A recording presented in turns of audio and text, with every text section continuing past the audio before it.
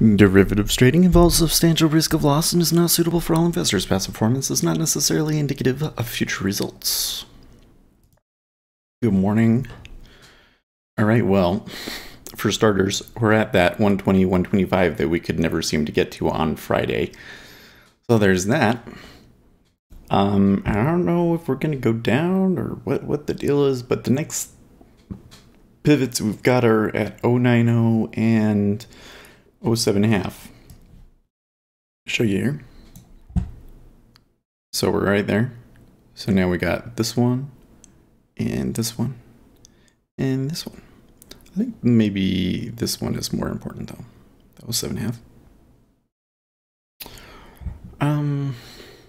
But this is not necessarily in the best spot. I could maybe take one there. E-mini is running up pretty good.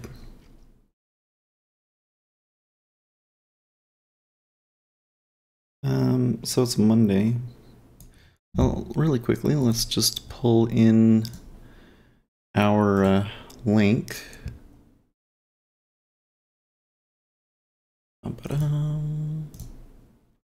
Copy.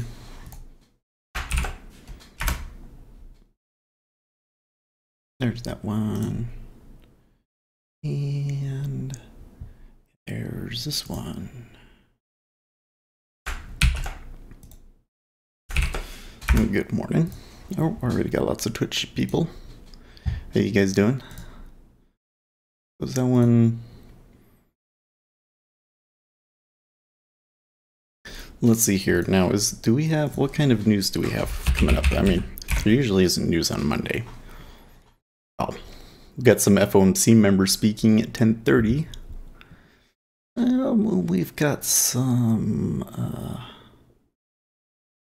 consumer confidence, final GDP quarter over quarter on Wednesday. That'll be important.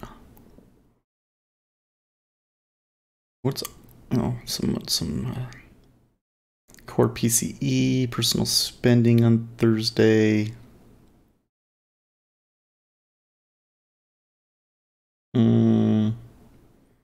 So not a ton, but next week is going to be a big week. So first of the month. Okay, well, they've pushed through the 125.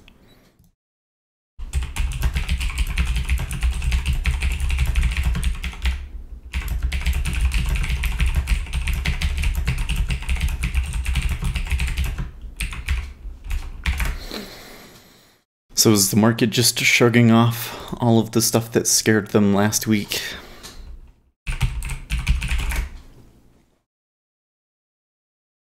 China says it's willing to hold talks with the US to resolve trade differences. Oh, huh. That's interesting.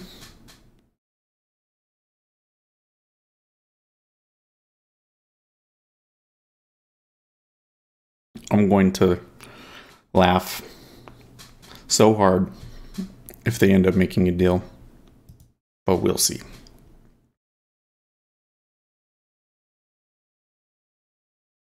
Oh, here we are. Okay, so we got a good number of people watching today. How you doing, guys? Let's look at the Bitcoins, shall we? Since this is a very dangerous spot. I've got to see it come back a little bit. Okay, so we are down quite a bit. We're actually down to the 8,000 now. Whew, look at that.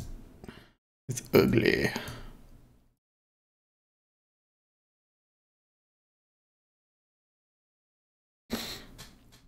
Starting the week on a down note is usually a bad sign. And below 8, right? Well, I don't think that they can get much further than that today. Would be highly unusual for them to do that, at least. But below 8, you've got the last low at 6 and then 5.5. Not looking good, guys.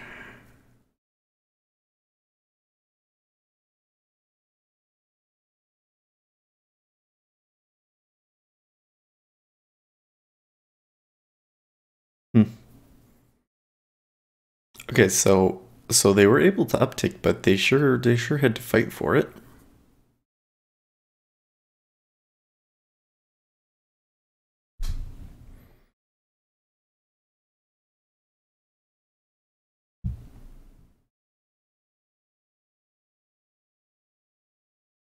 And the biggest thing that came out of Stormy Daniels' 60 Minutes interview is she feared for her safety when she signed the Trump hush agreement. I'm sure that there were plenty of people that would threaten her at the time. Not surprising. Bank stocks are breaking down even as rates are rising. Here's why. That is interesting. The one thing I'm watching.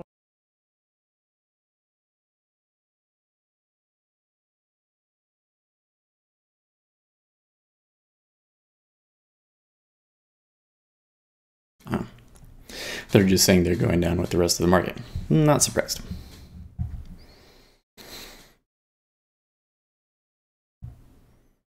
Okay, well, I would prefer to see some signs of this 12.5 being defended. At the moment, especially here in the 30-year, I see perhaps a move back to the VWAP.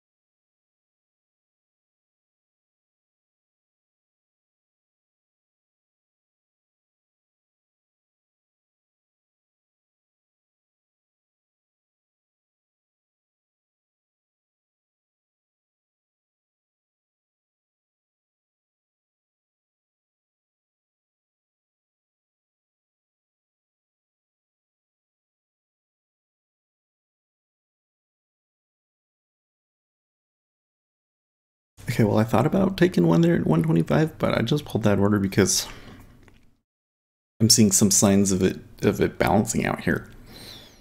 Believe it or not, yeah.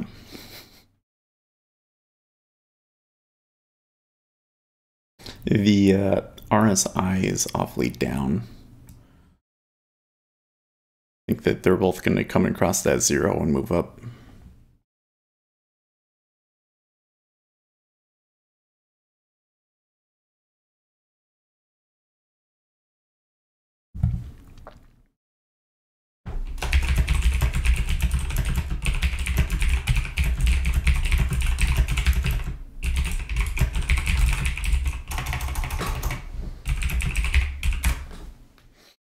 IQ said S at 13 ZB.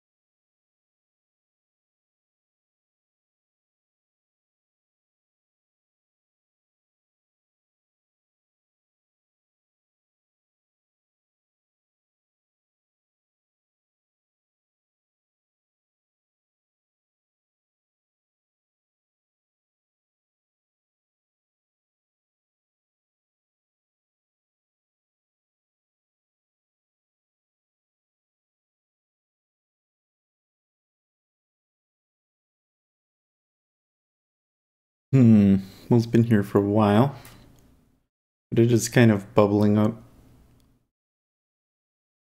You see the RSI hasn't quite flipped over in ZN yet, but it's getting there.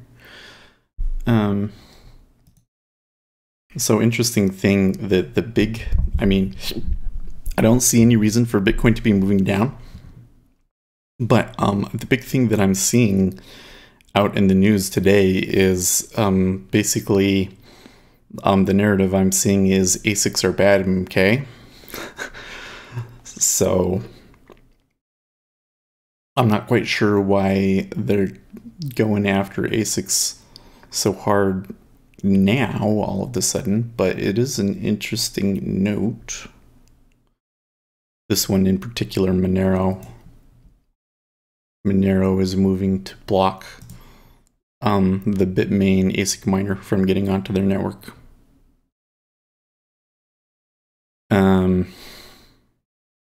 I think that it has a lot more to do with the Bitmain than it does ASICs. You get what I'm saying?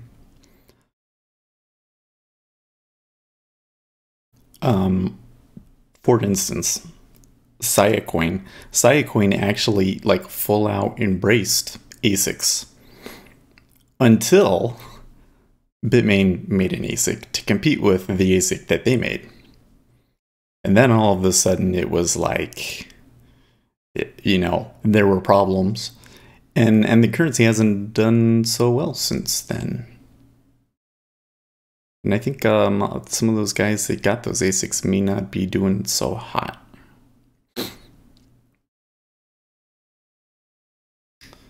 So I think it's because they don't like Bitmain, and remember Bitmain kind of has a little bit of a relationship with Bitcoin Cash. So that's why I think that would be important to note. Oh look, we earned some more XMR, by the way. We got some more Monero. We should put that in there. How much do we have now? Where is it? Where are you? There you are. So we now have, we have 1045. So how much is that? Oh, I have $20 in Monero that I mined. How much do I have in Garlic Coin? This is funny. Well, so let's look at what I got in Garlic Coin first.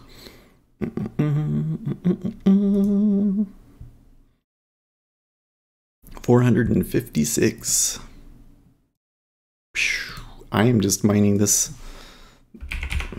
The difficulty must have gone down. So I've been staying at about $25 in Garlic Coin for quite some time. But you look at the chart, it's not a positive chart, okay? and I'm mining Monero with my CPU, and I'm mining Garlic Coin with two 1060s, okay? Two 1060s, and I've made more mining the Monero than I have mining the Garlic Coin.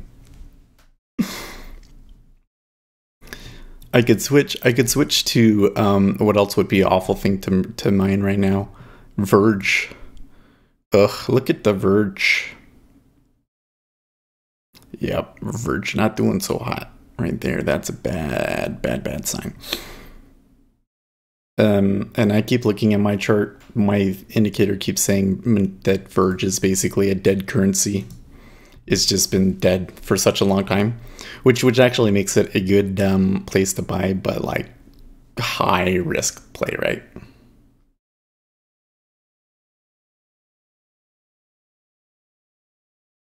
Hi JS, welcome. Always enjoy seeing new faces.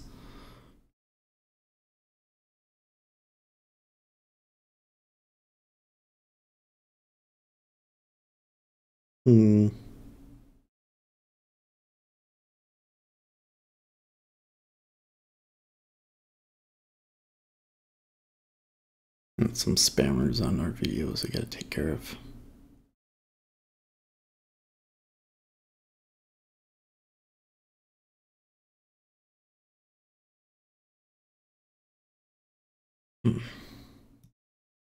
And somebody having trouble debugging.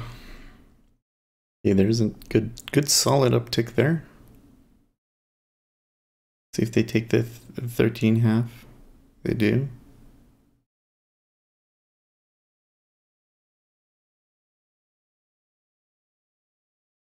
You holding on IQ, or did you already get rid of that one? So ZB is at the VWAP.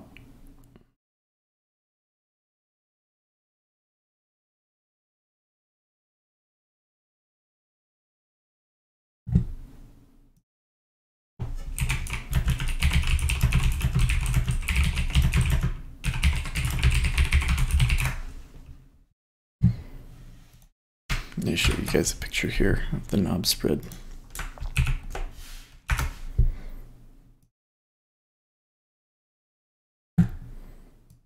See this?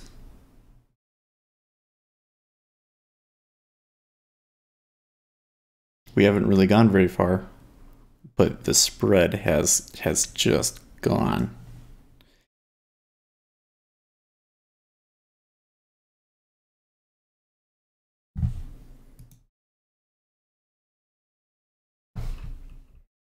So I'm thinking that we might, if we're gonna flatten here, way back down to where we were, I think that we should flatten back to where we were after FOMC, basically here.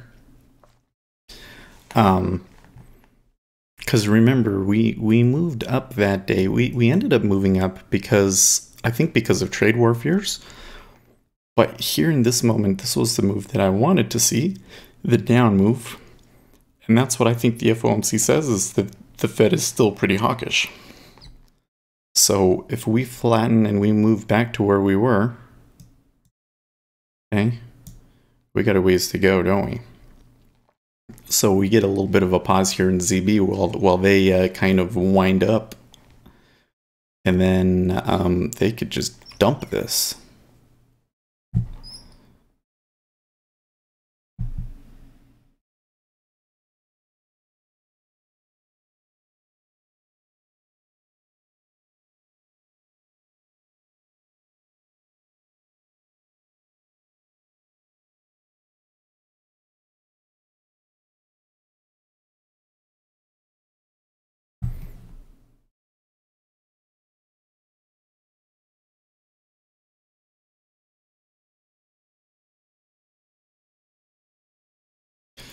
Jeffrey, what did I miss other than the S&P getting wrecked like I said it was? Oh, so how long? We didn't see it Friday, did you? Did we? Let's see here. There was the FOMC meeting. It was somewhat hawkish, and then everybody got freaked out that there was going to be a trade war with China. And now this morning, China is saying, "Oh, we can work it out and be friends." And that's why we've been moving down. But then since then, we've been pulling back. But as we've been pulling back, the 30-year has been moving up way more than the 10-year. And we are seeing a huge move in the knob spread. I had to close my quarter at work, makes sense. So getting a huge move in the knob spread. So I am looking for a short here.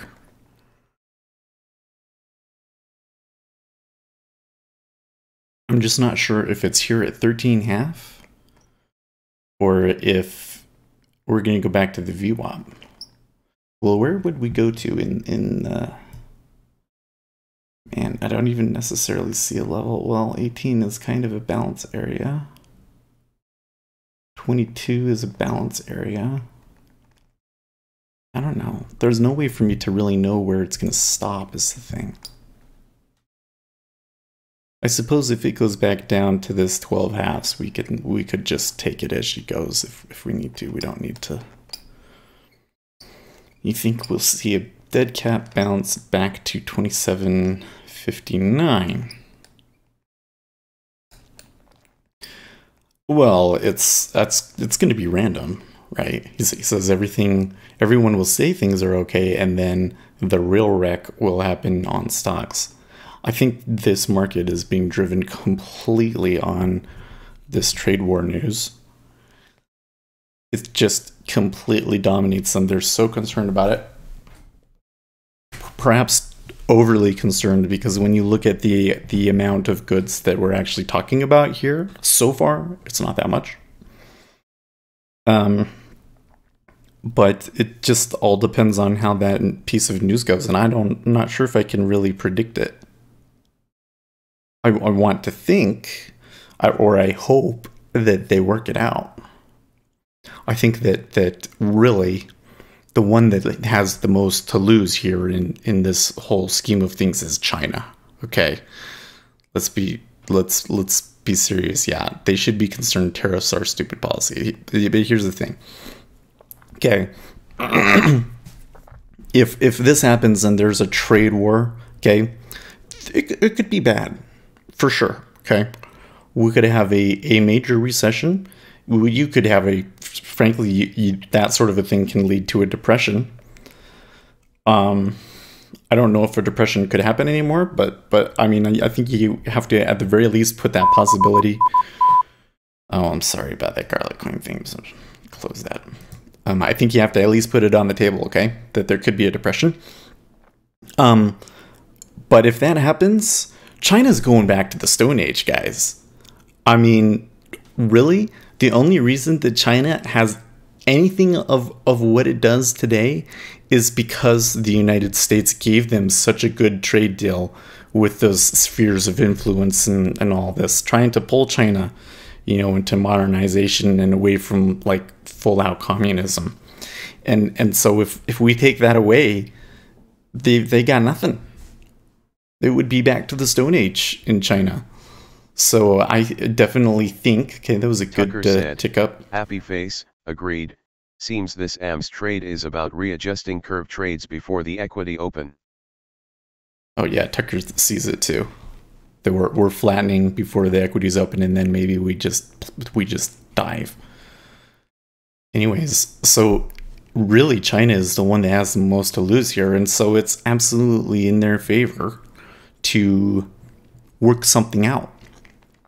Especially since Donald Trump, at the moment, is not asking that much, right? He's just saying, hey, don't steal our shit.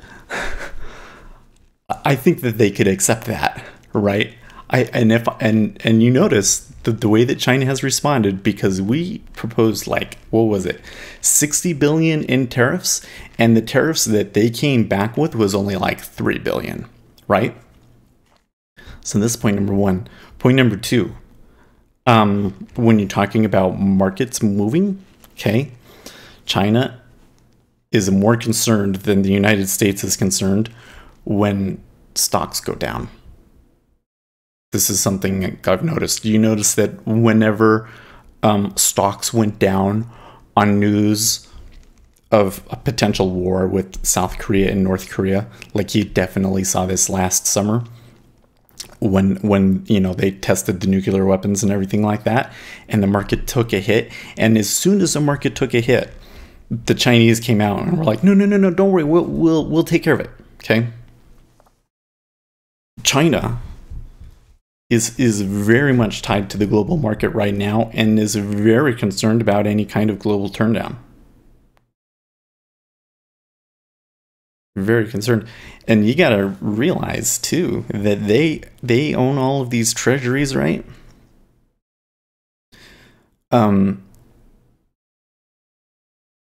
They lose money when treasuries go down, right? And they've even kind of been threatening, hey, we might sell some of them, make it go down more, right? Well, if treasuries go down and equities go down at the same time, then China is really screwed. Because now they're losing money off of the stock market, and they're losing money off of all of their cash holdings.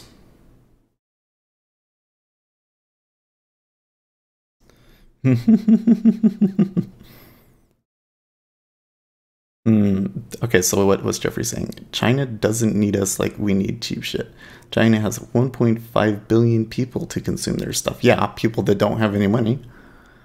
China has nothing to lose, even if they don't care. They'd be cool with letting 500 million starve if it means a Great Depression in the United States. The US is screwed if market and bonds go down. Well, so if markets and bonds go down at the same time, I definitely think that China is more screwed than the United States. But I do think you have a point here in that China is more than willing. Okay, we just saw a big buy spike in ZF there, by the way. China is more than willing to go through a global recession in order to play the long game, right? They're willing to put the United States through a recession if it means 4 years from now they elect a new president and never touch trade again. So China wants a gold standard. I don't know if that's true. I've never seen anything that would show that they want that. Do you have something that would show that they would want that? I think that any modern monetary theist that doesn't accept fiat, and rejects the idea of a gold standard just isn't taken seriously. And I don't think that even that applies to China as well.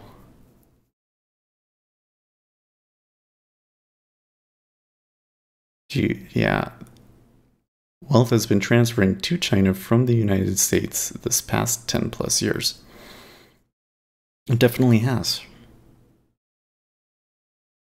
Well, it's not even necessarily like, I don't think wealth is the right word to use, though, IHT. I think that the word is more like industry, right?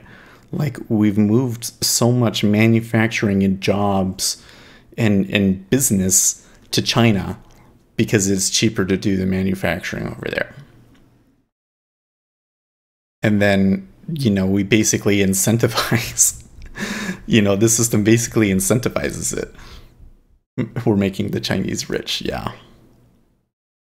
We're making the Chinese rich, but that's the thing, is that if we have a problem, China has a problem. I mean, that was the whole political calculation from the beginning, was to tie the US and Chinese economies in such a way that there wouldn't be a war because there would be too much incentive against it. Right?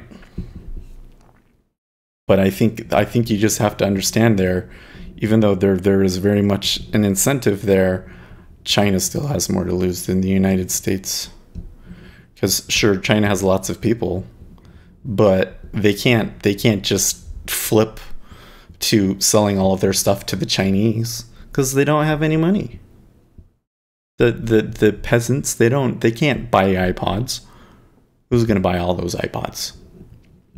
Maybe they could switch over to that, but it would take a long time. And in the meanwhile, the Stone Age, I mean, they would literally be like the Stone Age in China. And the other thing that you have to remember is that China has been devaluing their currency like crazy, and they've been stimulating their economy like crazy, right? Like all of these, you've seen like these cities that they build in China, like huge, gigantic cities that they say will have people that in the future there's going to be demand for this, and they're building it now, but right now they don't have it. And what happens if you spend all of that money and then we go into a recession? You lose that investment. Or at least if you had a 10-year time frame horizon, you're not going to make your investment back in that 10 years. The petro yuan, okay, that's a good theory, but we'll see if it happens. Right now, though, the action that I'm seeing is that China really, really wants to make the US happy, right? They're responding back strongly, but they're not responding back strongly enough that it would actually hurt anything. And they're coming back and they're saying, "Oh, let's work this out." They want to work it out.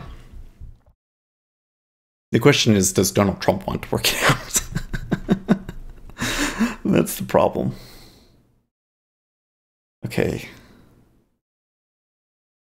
Well, that downtick there was interesting.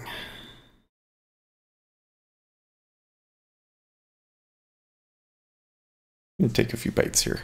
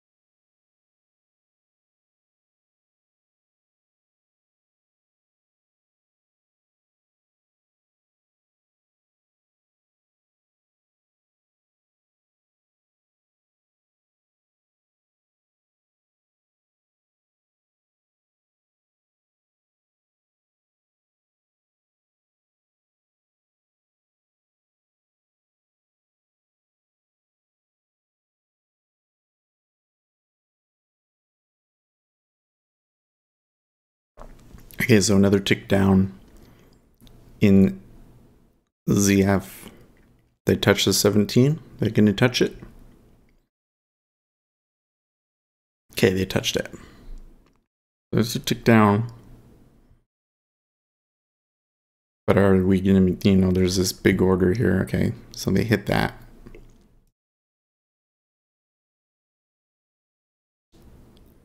Darn, I don't think we're going to get enough of a backtick.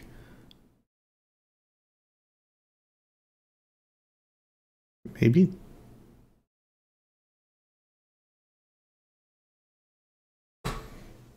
Cross your fingers here, folks.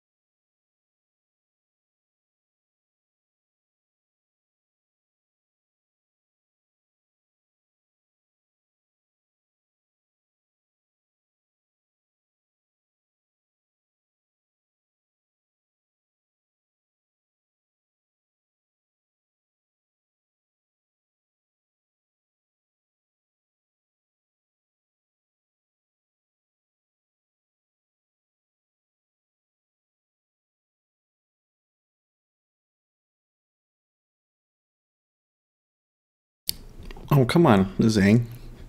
This is how it works, right? This Jeffrey says something, conspiratorial, and we're like, well, that's a nice theory. But, and then we all end up being wrong about everything. All at the same time.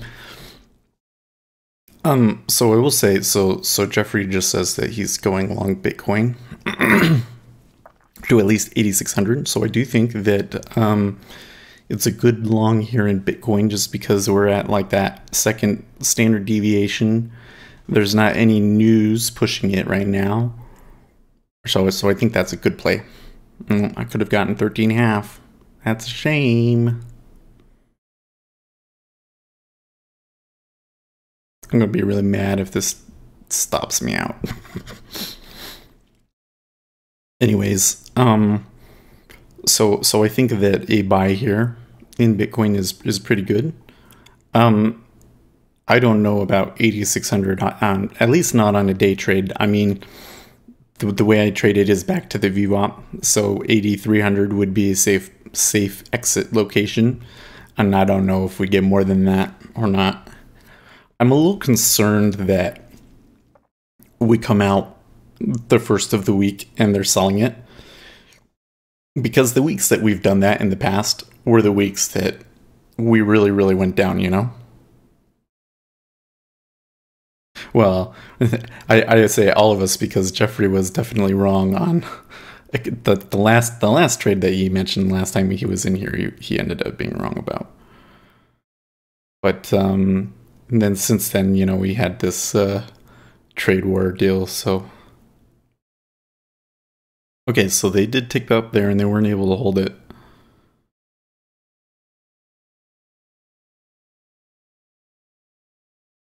And they're gonna battle here, and we'll see what happens. I might end up being like super wrong here. Yeah, he's saying it could go to 120.18. Yeah, he was. You were wrong for like that Friday.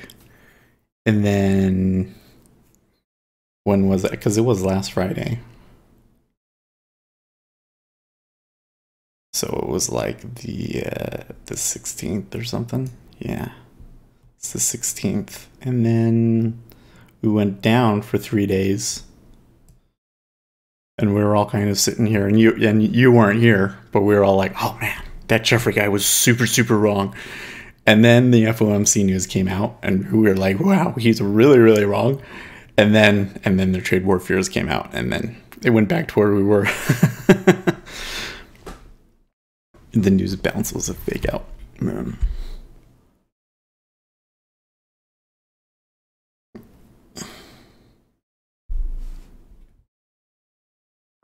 Can't really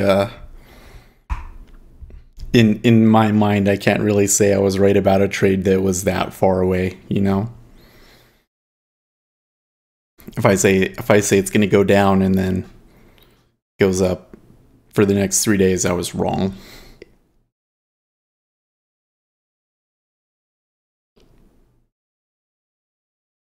And then we set up for the next news event.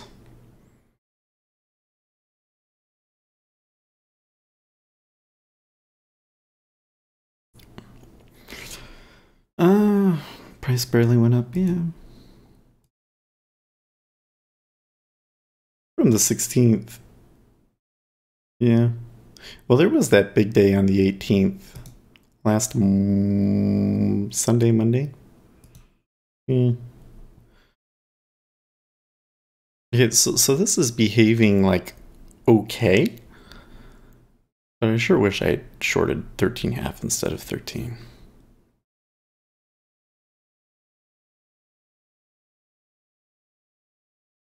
I really hate it when we get into a balance area and we break out and then we go back into the balance area. That's so awful.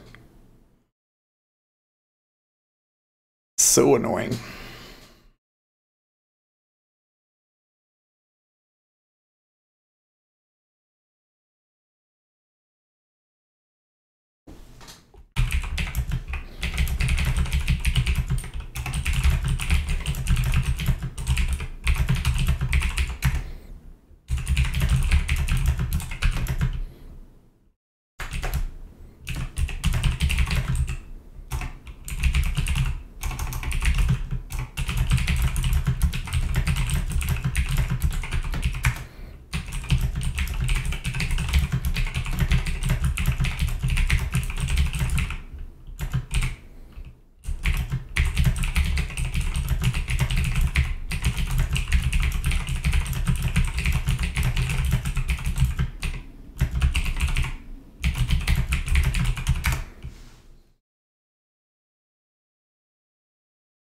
I think this right here, ZN big time down in cumulative delta. ZF big time up in cumulative delta. ZB, it hasn't really done much. And we've ticked up, but not a ton. That's a spread trade. The problem with that spread trade is that it's impossible for me to determine who it was taking it. Were they taking it with market orders or with limit orders? Right? Because somebody essentially bought a lot of contracts there. And on the other end, said don't have a red so far this AM. No trades for me. Probably going to sit on hands till equity open shifts things a bit. Yeah. Well, here's the thing I would say. When we ticked down there and this trade happened, there was a lot of liquidity on the DOM and they got filled. So I think that there probably is a spread trader that's flattening on ZF. And then when you add to it that the knob spread has already flattened considerably, yeah, I still think that the trade is down. I'm going to be wrong.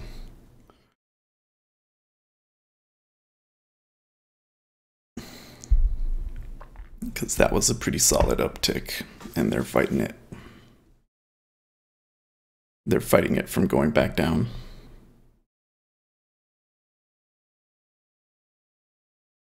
IQ said I.imager.com.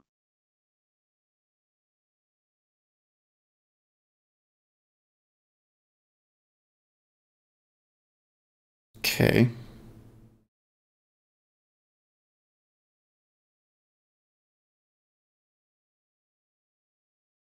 Well, that was our last chance right there, I think. Now I have to get out or get stopped.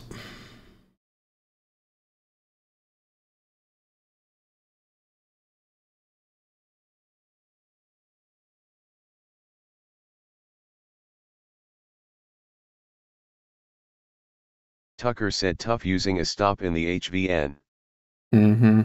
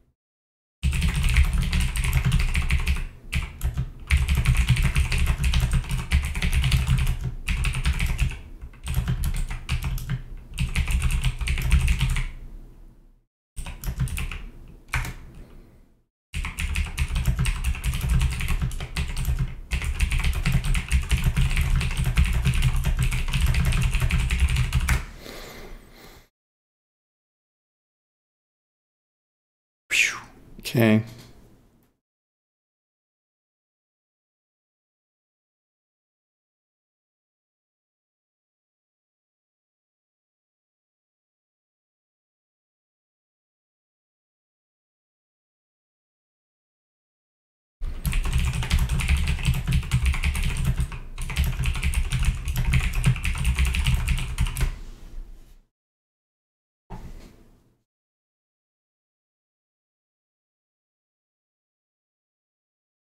It's going to be tricky because if you're spreading, you've kind of got to, if you're making a really big spread trade, you got to realize that you've got to buy in one instrument and sell in the other instrument. And to get the best price for your spread trade in each leg, you kind of have to catch different swings, don't you? But that's where I'm saying what you can do is you can push the market up with limit orders in ZN. This is what I think is happening. Okay, you buy with limit orders because that's what we've been seeing is pretty strong liquidity here, and you can even see when they traded through it, right? 27, 24. They're actually absorbing a decent amount of contracts on the buy side here. And meanwhile, when you look at here, the cumulative delta, you know, in ZF it was kind of moving up, but not a ton. So they've been pulling orders over here and pulled this all the way up to this 0.33 quarters, you know. That may have been, you know, you add liquidity here, you pull here so that you can pull it up, and then you can put your short on in ZF.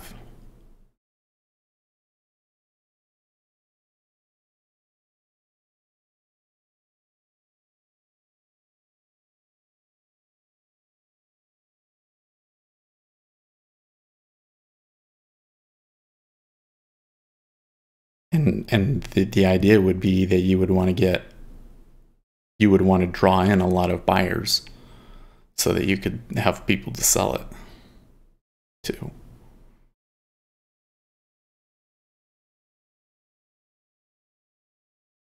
You know, he's not day trading, he's swinging it, so. Well, Bitcoin might go back up to 8,600 on a swing trade, but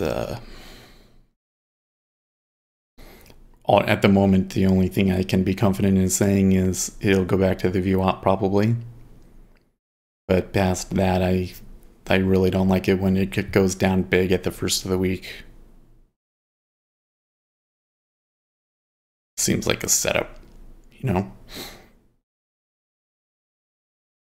Take it down at the beginning of the week. Get all of the short-term fools go in and buy it so that you can stop them out and create a real sell event on like Wednesday. I mean, that's what really happened when we touched the lows of the year.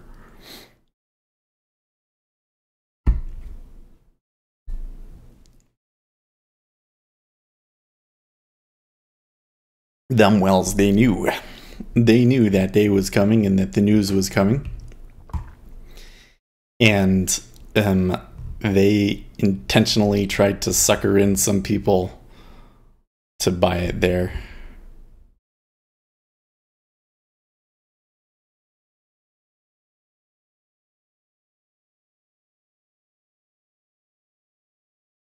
Probably should have known when we took this short at 13 that it was going to come back to this high value node. Or at least I should have considered that as a possibility more. I was more interested in the VWAP.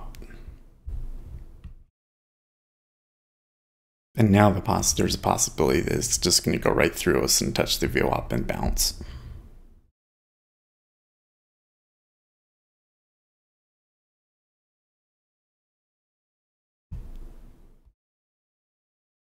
But there's still been big selling spikes. Well, that was a big buy there too, though, wasn't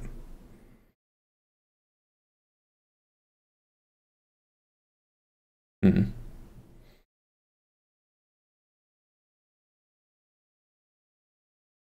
Okay.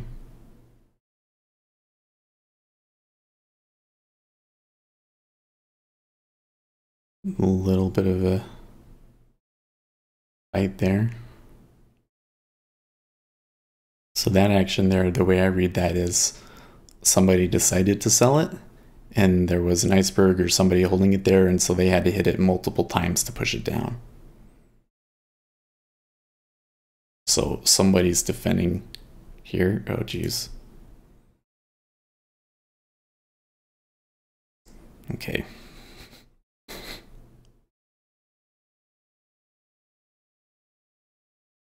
That's not one we're going to mess with. So -3.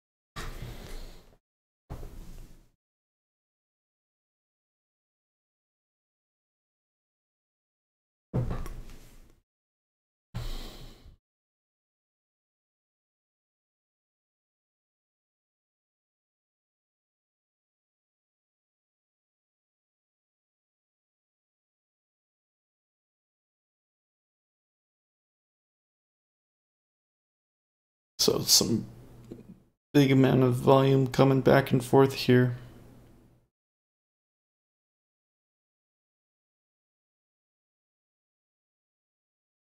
Okay, that pulled a little too easily.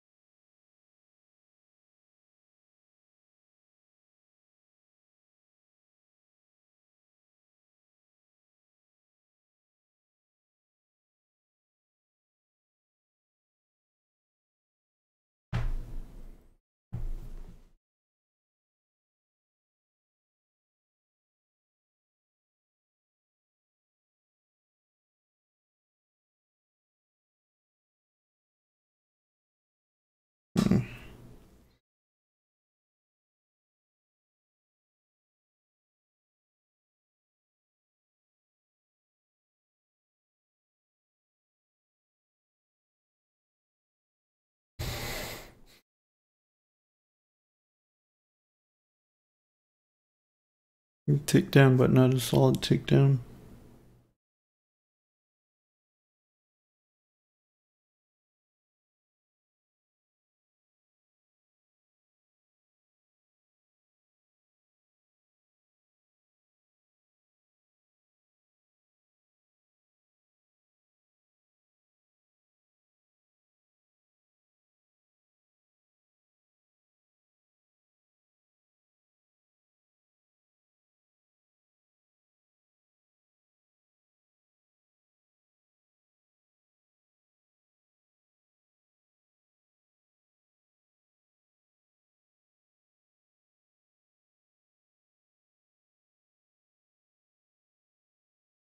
Okay.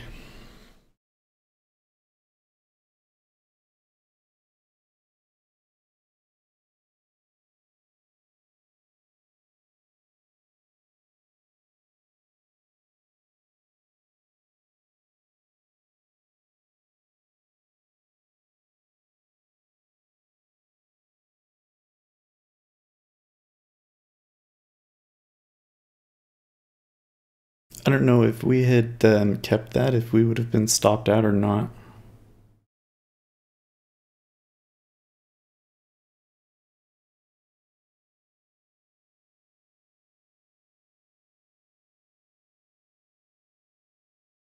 Okay.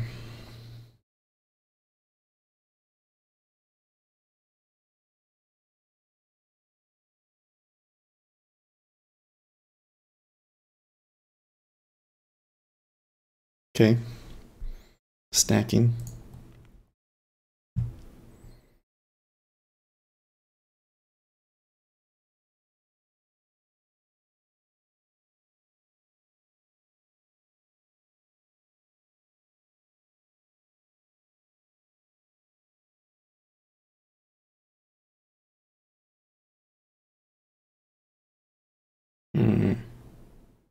A little bit more solid of an uptick in ZF there.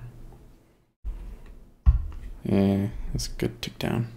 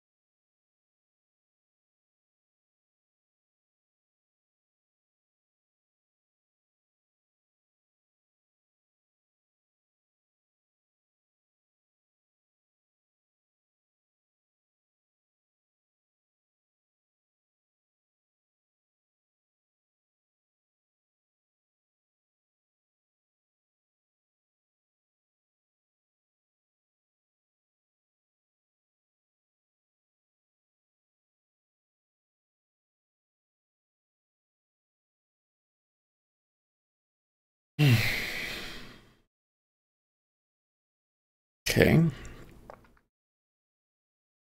They aren't ready to let it go yet.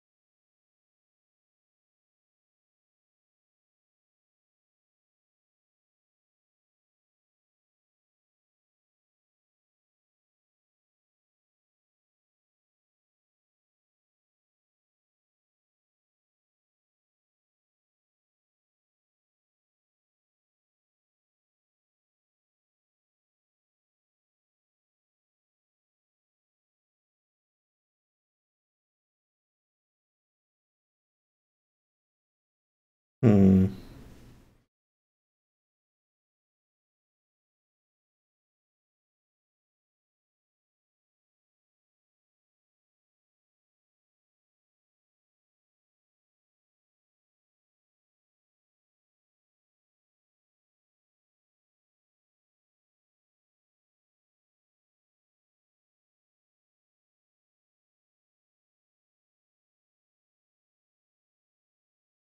Well, that wasn't very good. Because it should have ticked back down there in ZN, and it did not. See, going between 14 and 9.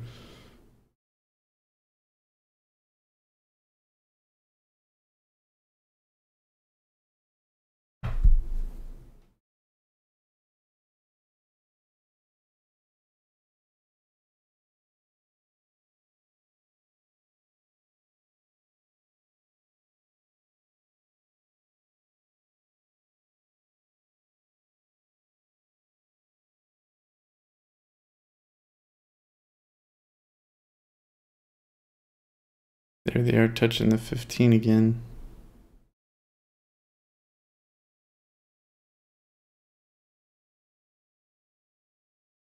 I have to say I've been playing this wrong. I should have been, instead of looking for some big move off of the spread, I should have been trying to catch the edge of the range. And when we took it at 13 half, we thought that we were on the edge of the range the first time. But the second time, kind of knew they were at the bottom of the range. I just thought that it was just that the momentum was going to push it through, and it didn't.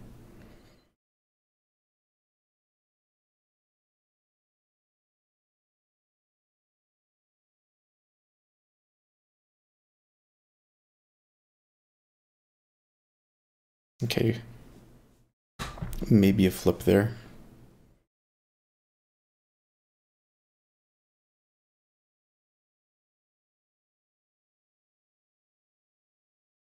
That offer at 30 is not staying in ZF.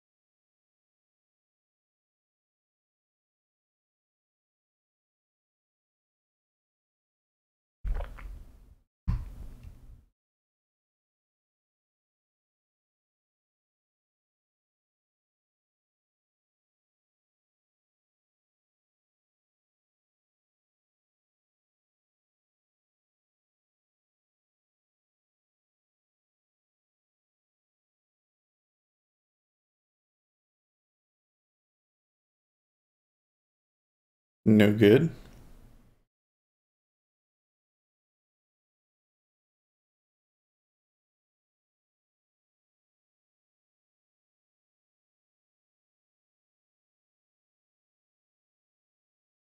Should have ditched this a long time ago.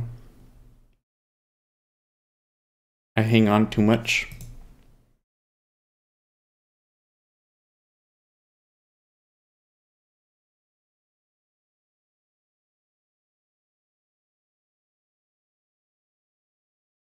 Hmm.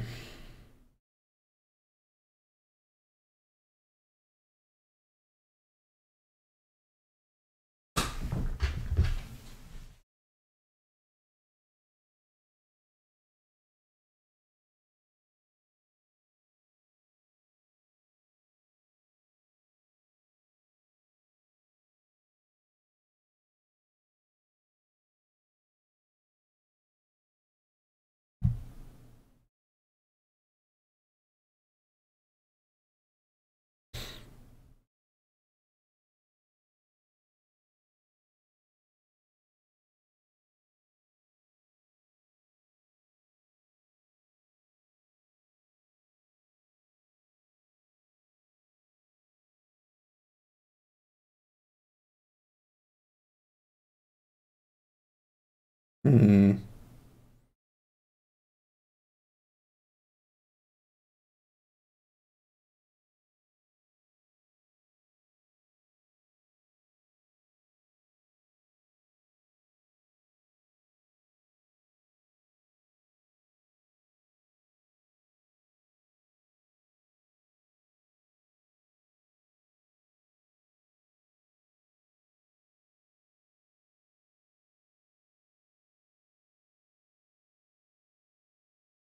See, this all seems kind of fishy.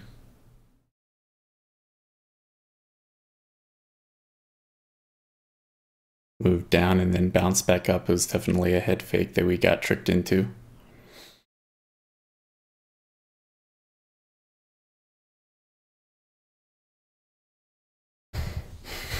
I'm not seeing a ton of signs that they're interested in trading above the view op though.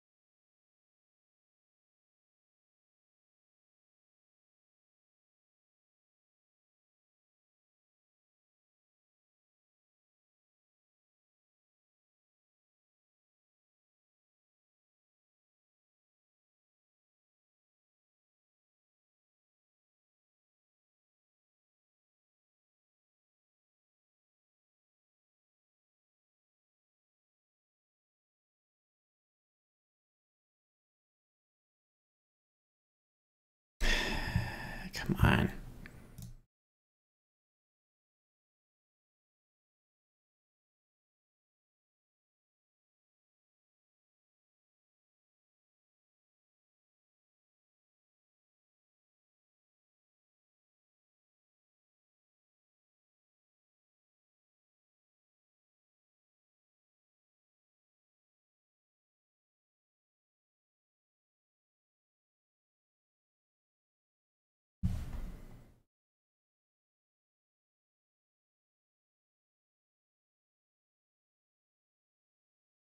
This is like a super shitty spot to be getting stopped out.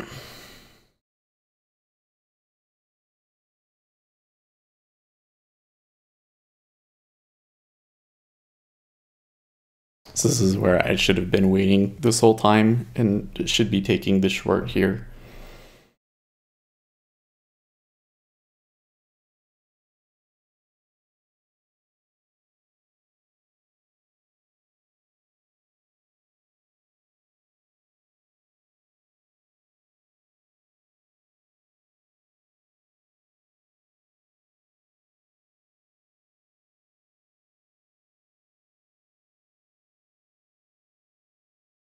Well, I'm not gonna hold it. Hello.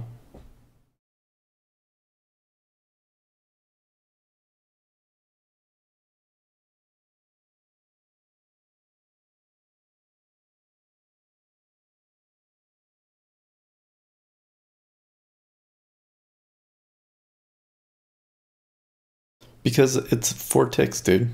Don't be trying to convince me to break my rules. It's 4 ticks, it's over. We get out. We were wrong. We get out. End of story.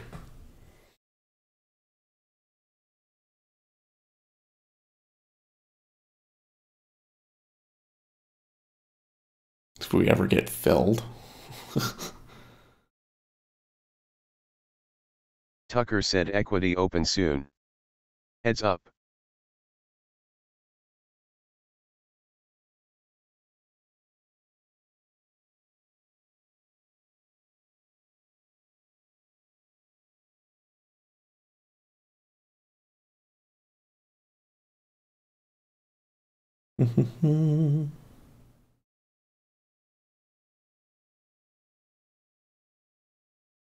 Oh, well, I wouldn't be shorting here again, no.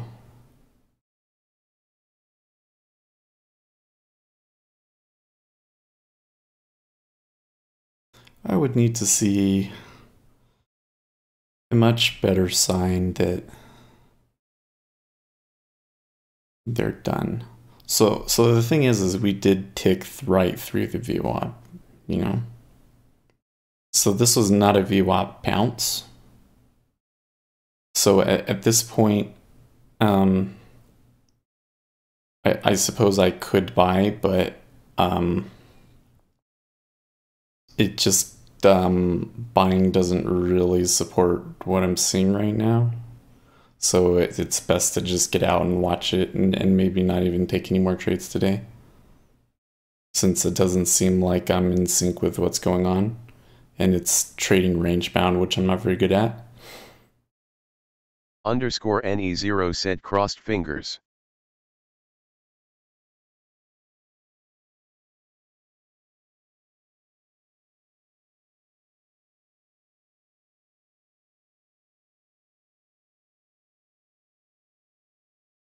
I would have preferred to have been out of this before equity markets opened.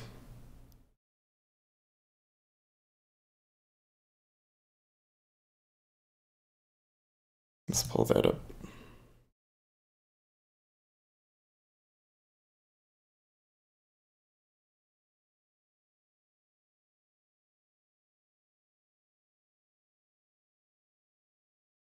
Okay.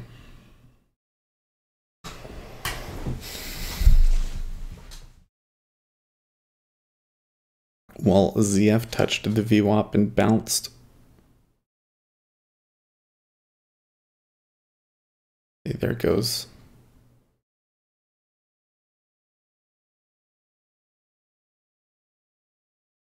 First move is down.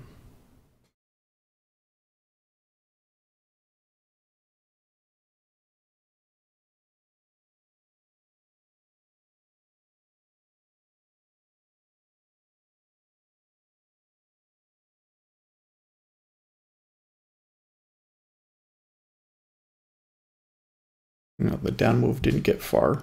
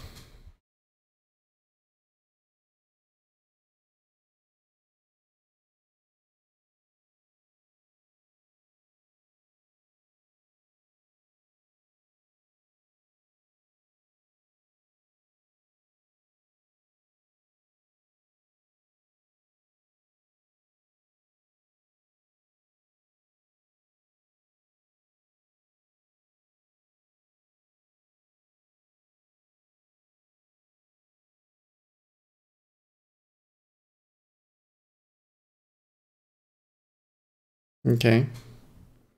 So they're definitely resolving up, but there is a 2640 kind of a stop. Well, ZN still really wants to sell.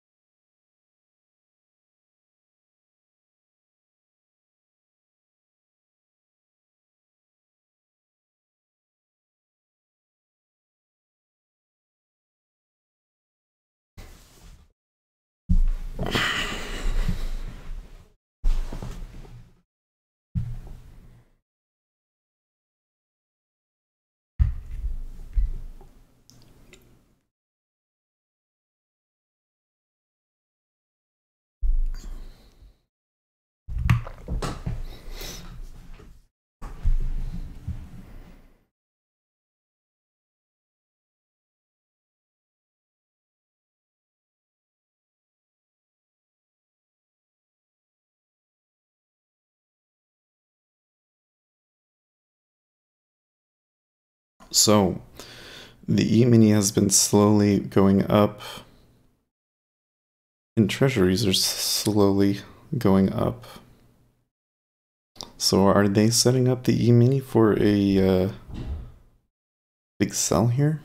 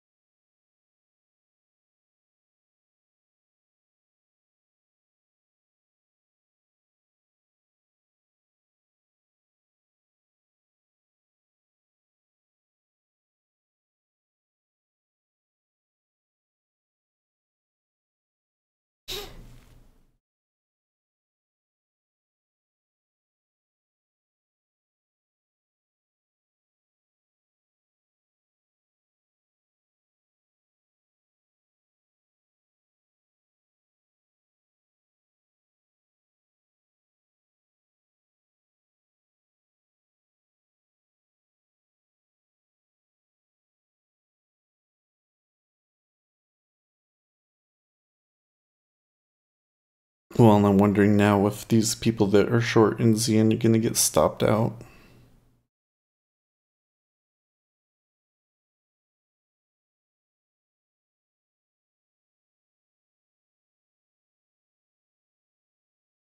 This could go a lot further, though.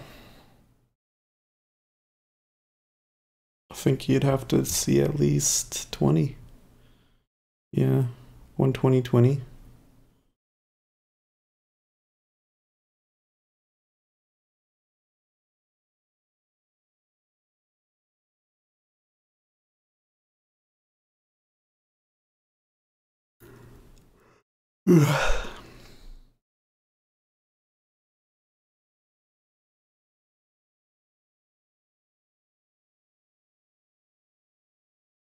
That E-mini buyer's not giving up.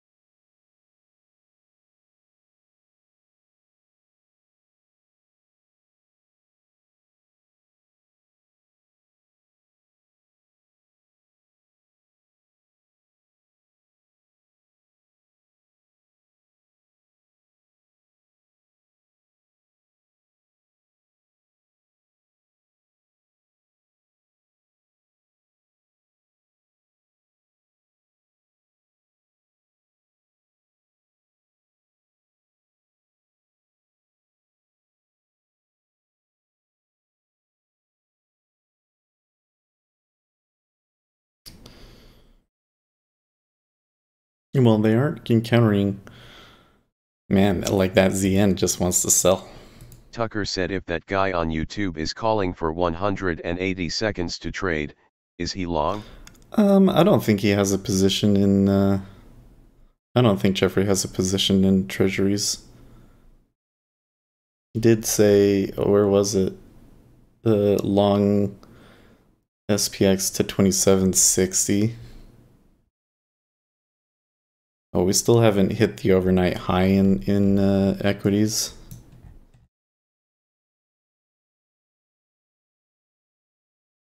Tucker said I didn't think so either. No, but he does seem to think that it's going to bounce at like 18. I don't see anything too significant at that level, but we've basically spent the day trading below the VWAP and only now just getting just above the VWAP. So my system still says that it could basically do anything. And the thing that I find really curious is that ZN is still net selling.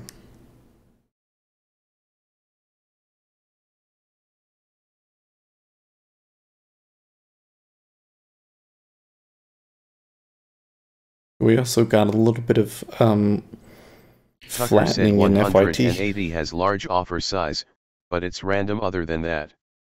Yes, close to ONH here, expecting stop run upwards. He says that it's the bottom of the previous day's candle, but I don't... How is that the bottom of the previous day's candle? Because the previous day's low was 1830. Or sorry, where am I getting that? 120, 130.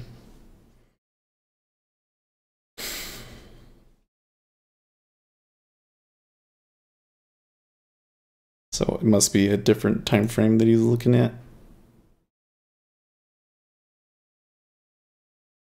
You see? Here we are. Oh, that's ZB. We don't ZN. Right. 20. 18. Oh, I guess it was 18 was the open. 18 was yesterday's open.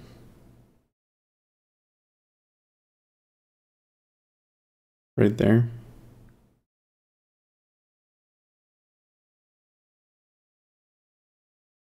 I think that they're likely to try and test that pivot. I mean, here's the thing. Just look at the cumulative deltas in these charts up here. Look, ZN is at the low of the day in cumulative delta. The ZF is at the high of the day in cumulative delta. They've been buying it this whole way. This whole move has been driven by ZF, and ZN is fighting it. And ZB is starting to fight it now as well. And they just grazed it there. Oh, they did break the overnight high in equities. And we're still at a spot that I could sell.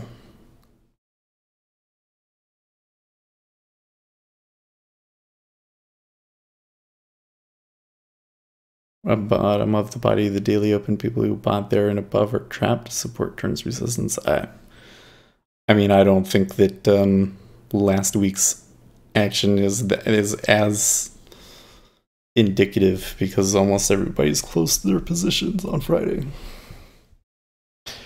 And the way that the action went on Friday definitely looked like shenanigans and closing positions to me.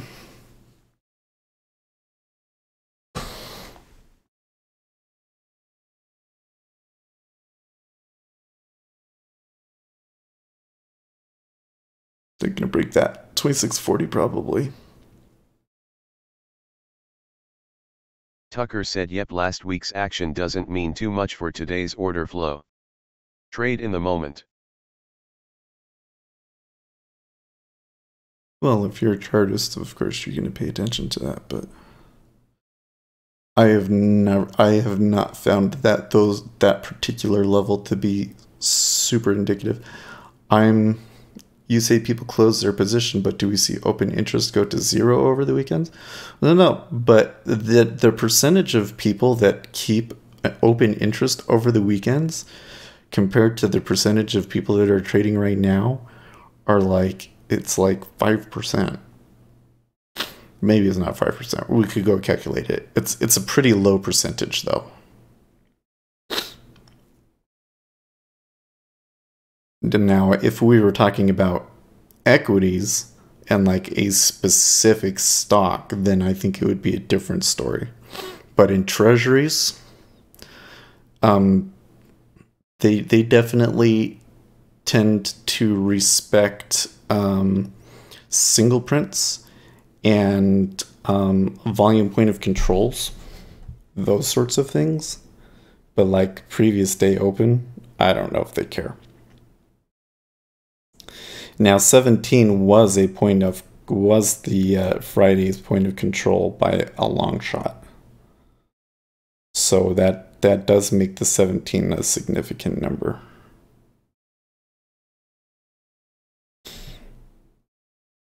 I wish I had seen that earlier. If you had said that 17 is Friday's point of control, I would have thought about it differently. Because there's a really high probability that we touched the previous day's point of control in the regular session.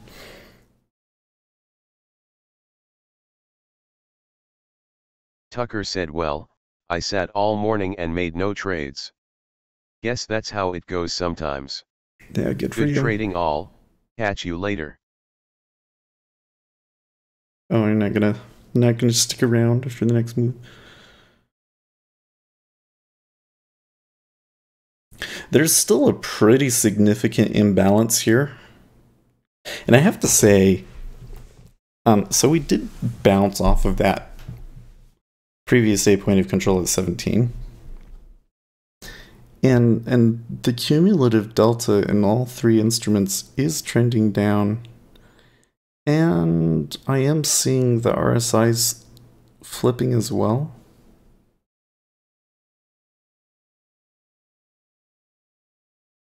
Well, I'm just saying if I'm a big institution and I'm opening up a position today,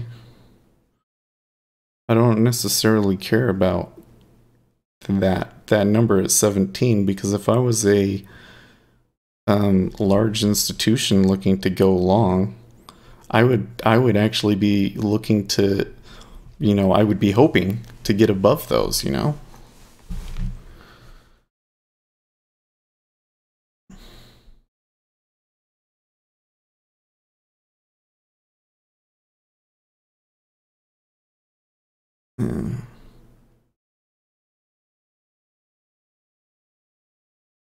But there's so many more people right now looking to open positions compared to the people that have open interest positions, that if there was going to be a battle, the probability is that the new traders are going to win.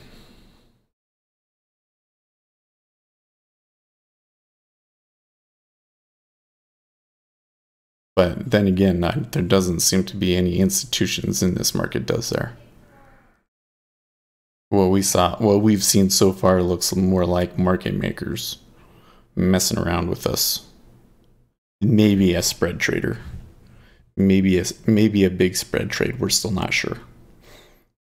But this move up, especially over here, was fishy and kind of flaky, and a lot of level 2 games and pulling and stuff. This looks to me more like a market maker driven market at the moment.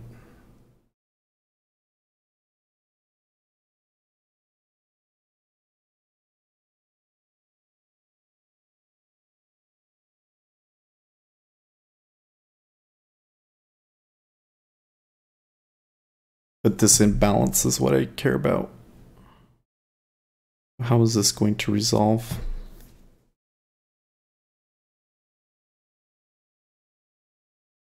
I'd say based on the fact that we're still below the VWAP in ZN and ZF, and that the cumulative delta is going down, that the probability is in favor of us moving back down to the lows.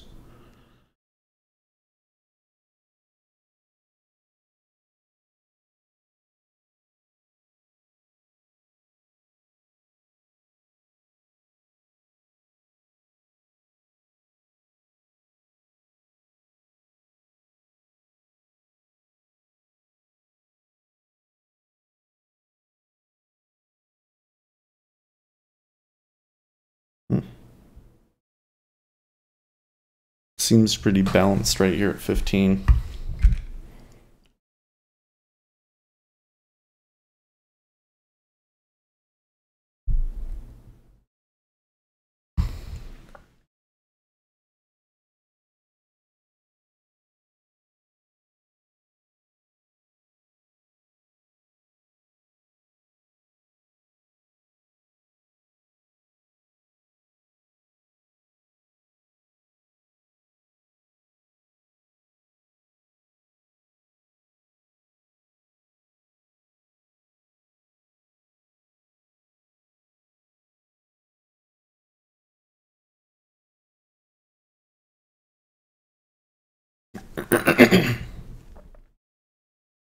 It's not a ton of... There we go. So that's a little bit more of a solid hold there.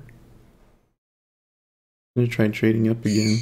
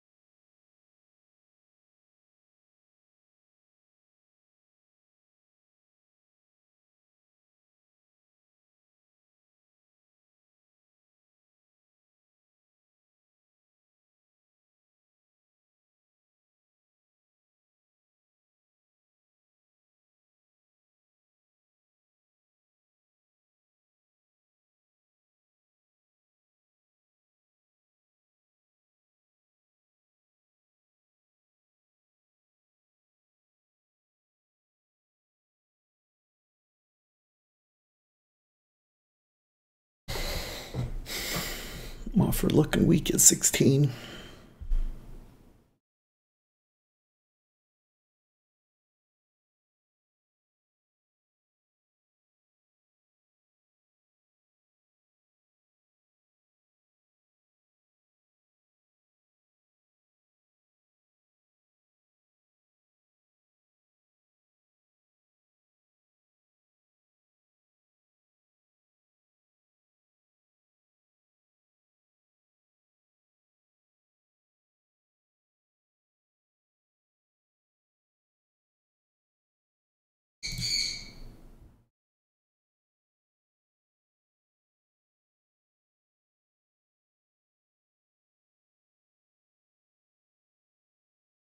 I don't know. I don't think that 17 is going to hold now.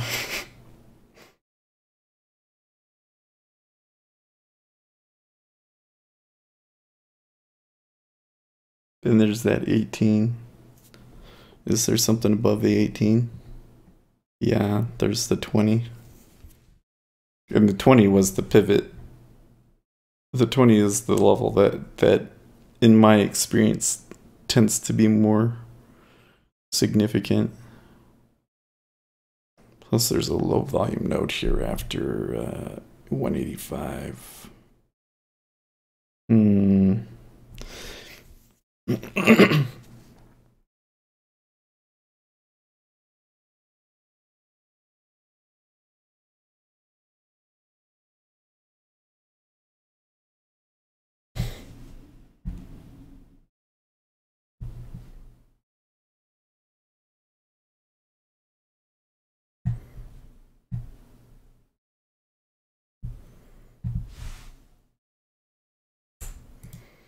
Trump administration orders 60 Russian officers out of the US over UK poisoning incident.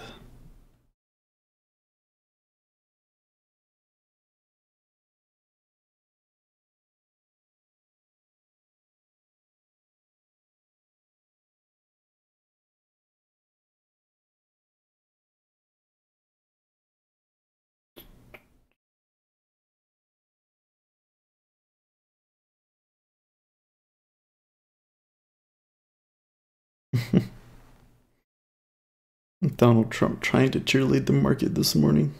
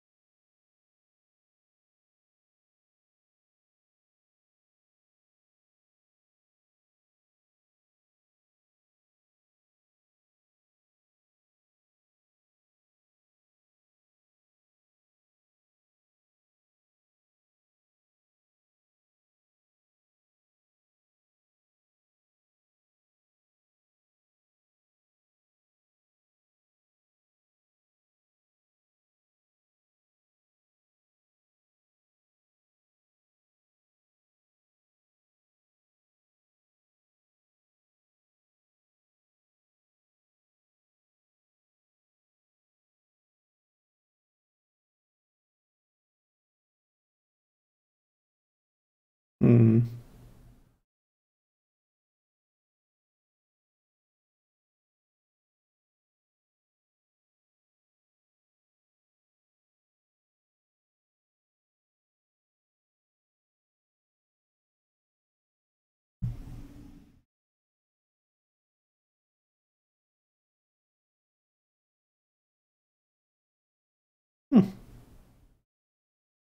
Interesting. So as we've been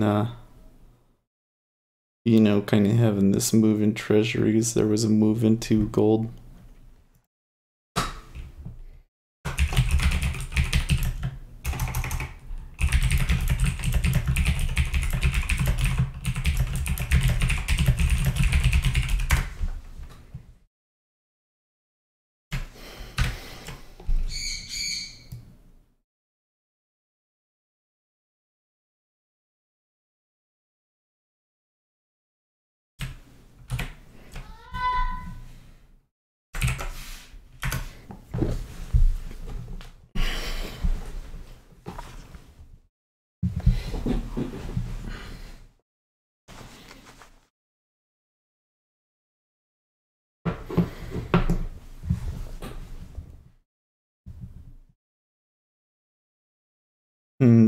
Jeffrey doesn't think that we'll get the 120.20.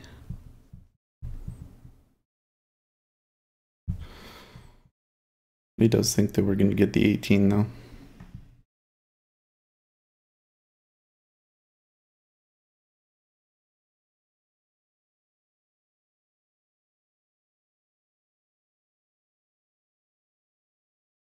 It's curious that we have such an imbalance. I guess maybe it's not like huge imbalance, but about 10,000 contracts in ZN. We have about 10,000 contracts in ZN out of balance, and they just don't really want to move it here.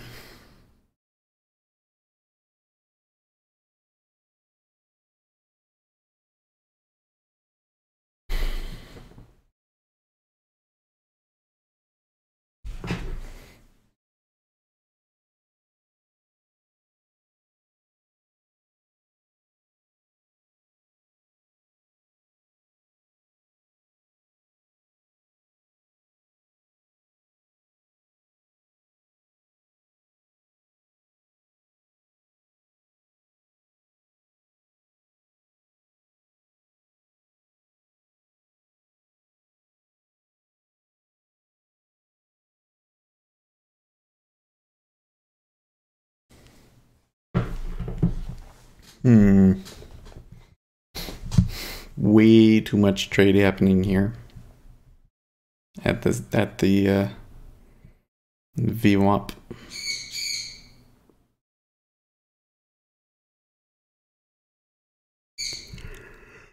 Go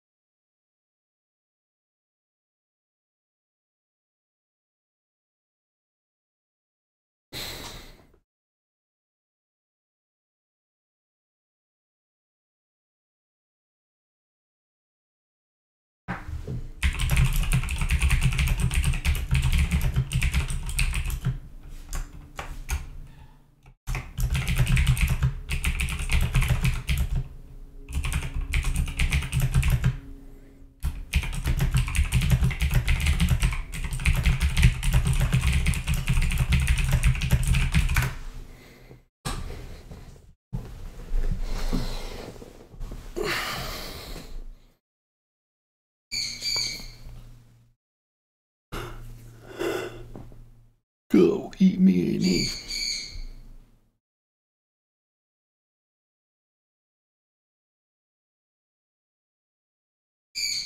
It doesn't seem like we're as tied to equities movements as we were in the past. But there still is a little bit of a correlation between the up-ticking and down-ticking, isn't there?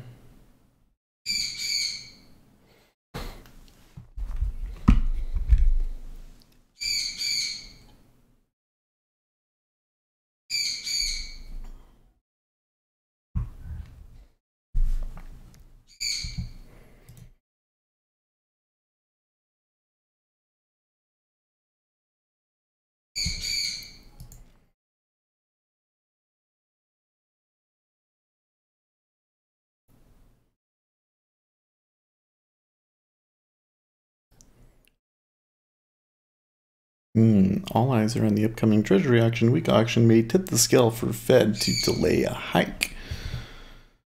Okay, that's a good point. But when does that? Treasury.gov. Upcoming auctions.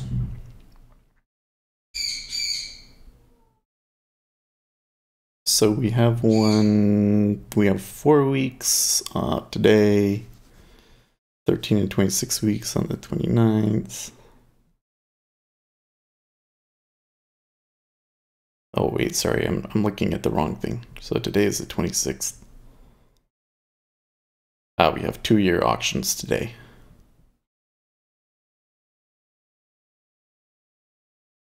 Might be right.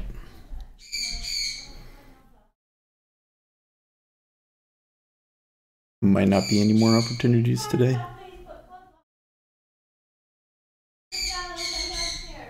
We took 2 losers in a row there for almost the full stop loss. So I don't think I want to take any more today.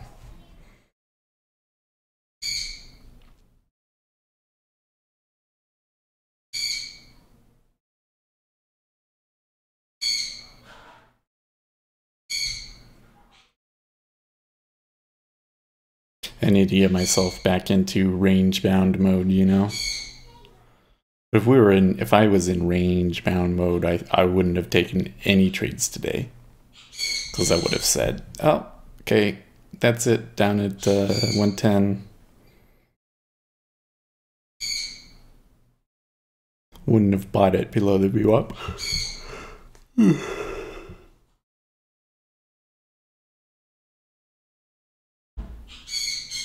I think the near-term auctions today, which are the largest size I believe yet, well, it's 2 years, the 2-year auctions.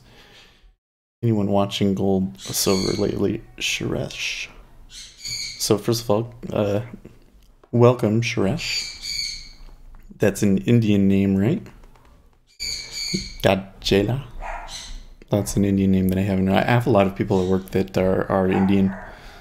But anyways, so you can see here, gold today, since the open, has had a decent move up, even though equities are looking pretty positive. So I think that that's really interesting. Yep, and just for comparison, here's like the 6J. This is Japanese yen dollar hasn't really moved too much. And let's just add in here, duplicate in new tab. So let's just add in here the 6E. We could 6E. Okay, so 6E has been moving up pretty strong. Yeah, on negative cumulative delta. That's that thing I always find interesting for futures, the currency futures, is you can get these moves against the VWAP or against delta. And since we've been doing this move started. Treasuries actually was when Treasuries moved up to where they are now, right? This is when we were like at the low. Well, okay, so this right here is like a low of the day. Right there. Low of the day. Okay. And then we moved up and we came back down again. Then we moved up and Treasuries moved up to where they are now. So kind of some interesting stuff going on. It kind of feels to me like this news that the US and China want to work out a trade, work something out and not go into a trade war. It was good news and it did push the E-mini up, but that was all it was good for. And now there's still enough uncertainty from it that they don't want to move it any further because we're just kind of stuck here.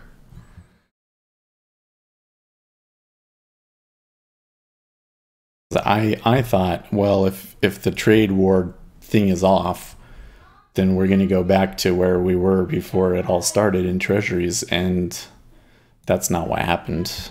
It just hasn't moved. Now IHT says that they might be waiting for the 2-year auction because they want to see that there's still demand so that they can continue to raise rates, and if they don't get enough demand, then that might tip them over to saying maybe we should hold off.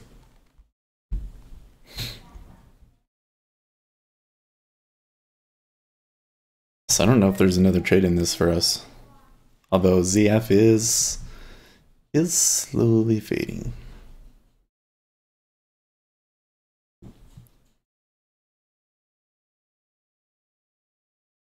So if I do get a really good short signal, I might still take it.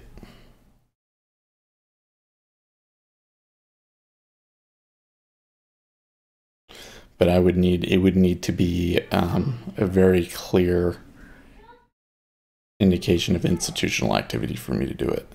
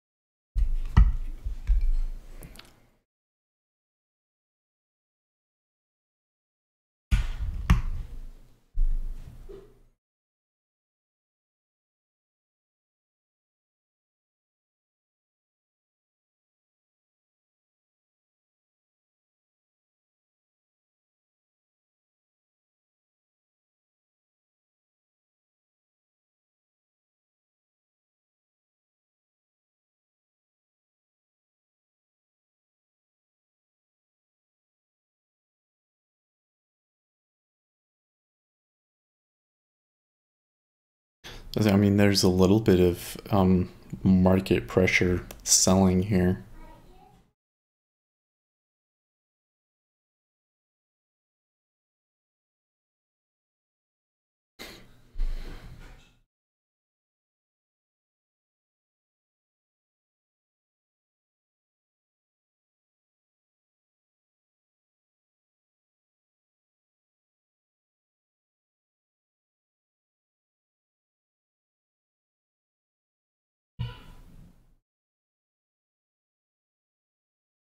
Where's our Bitcoin at? Yeah, it hasn't really moved very far.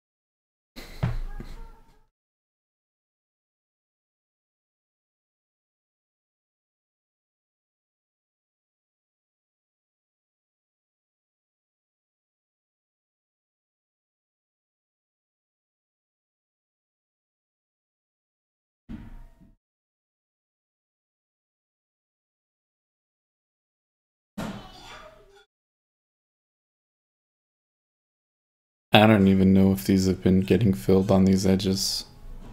Haven't been paying enough attention.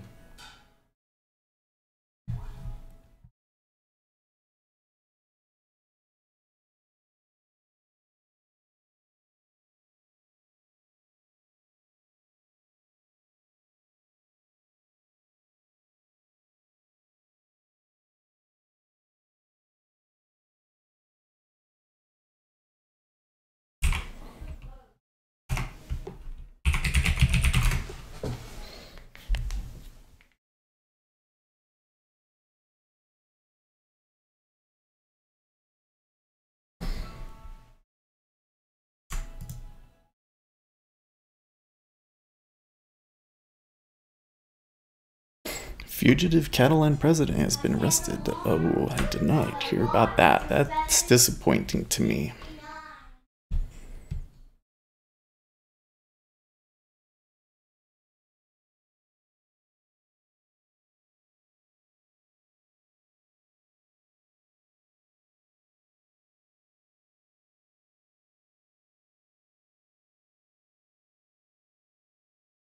Yep.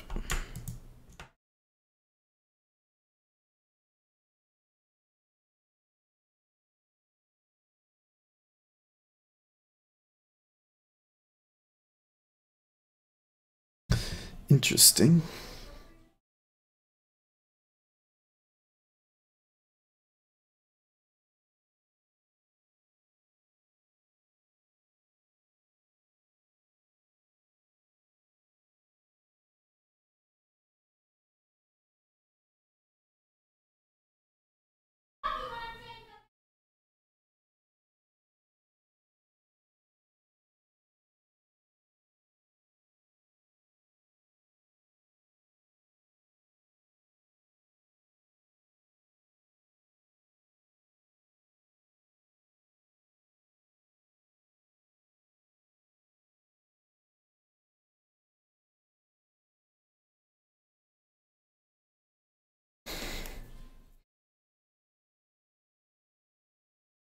Okay, well, there would have been a fill at 16.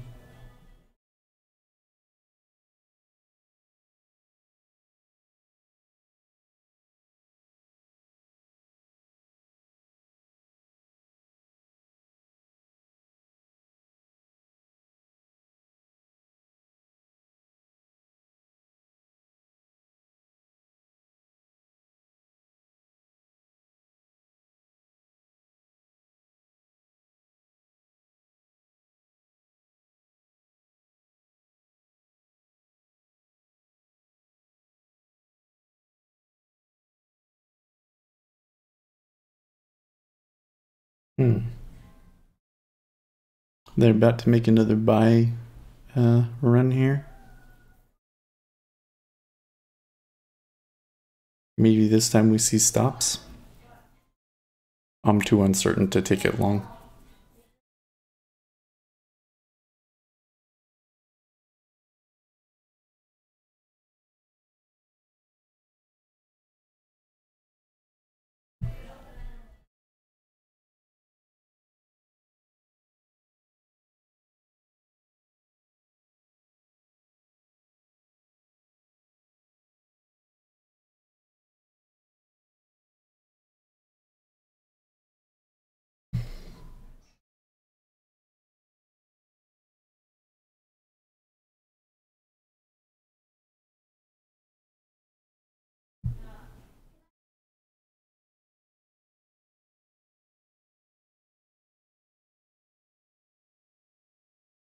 Oh, so the US and China, according to this story, have already started negotiations.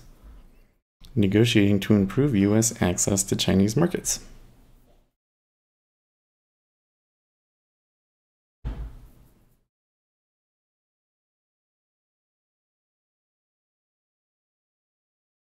Okay, so there was another good solid uptick.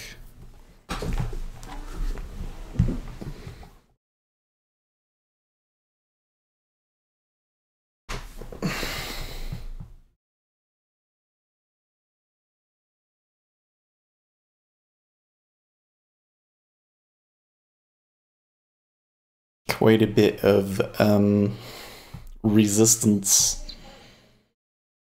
Yeah.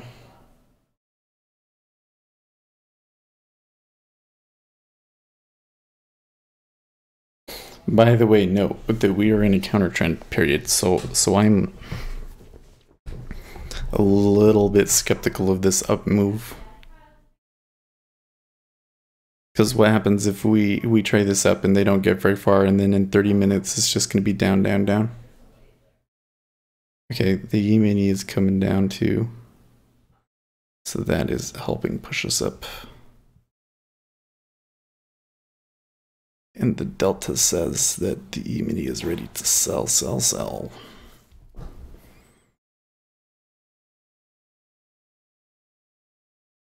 I think we could take a long here.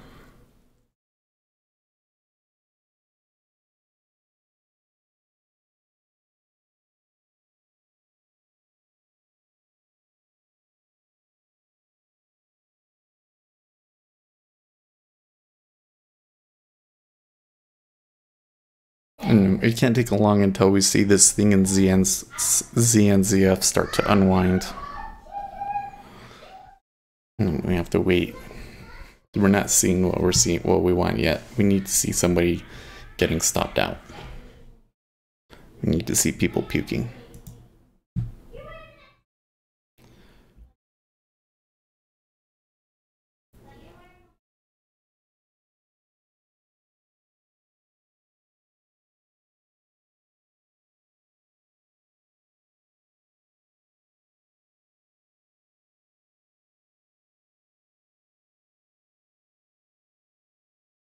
Hmm.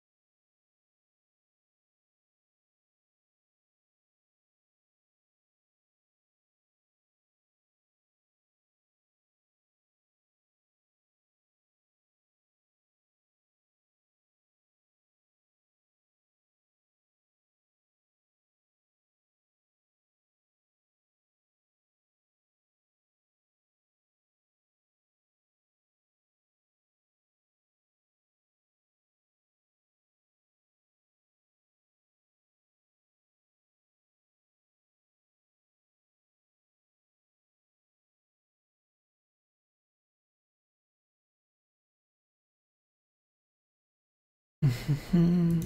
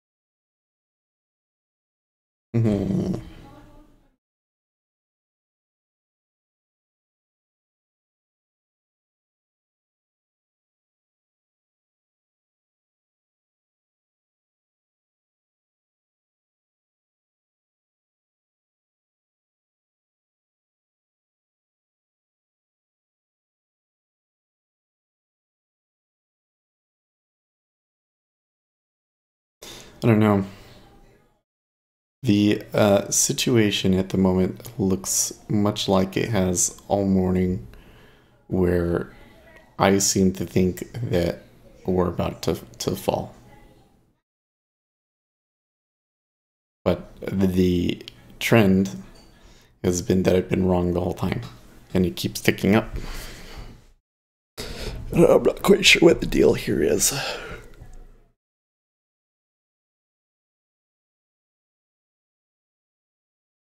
I'm starting to suspect that after I leave, that we're gonna come down.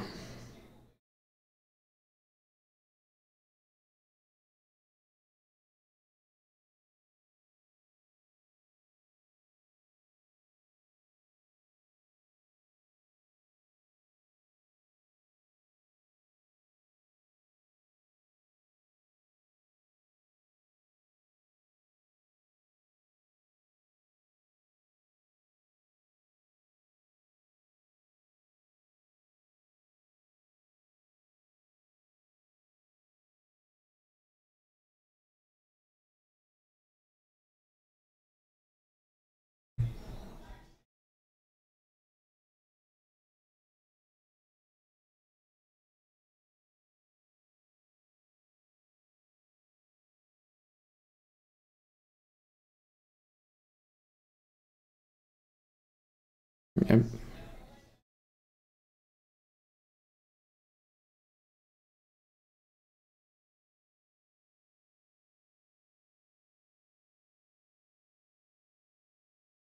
And once again, they tick back up.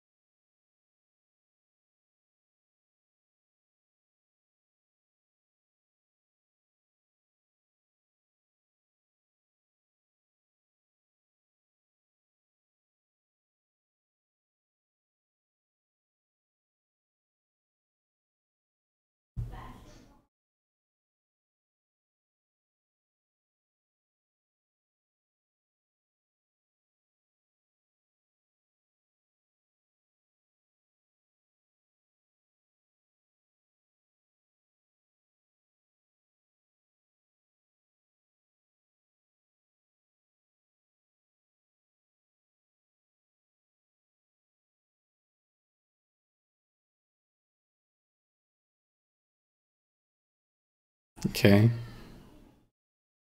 Higher high. 17.5.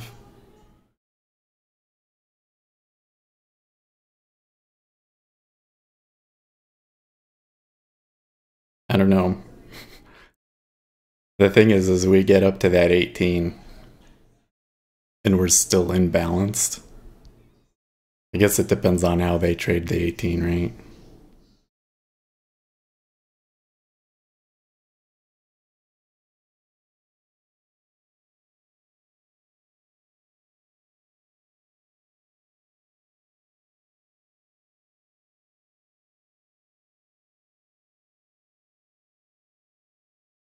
Light pay called off. Is that perhaps why Bitcoin moved down?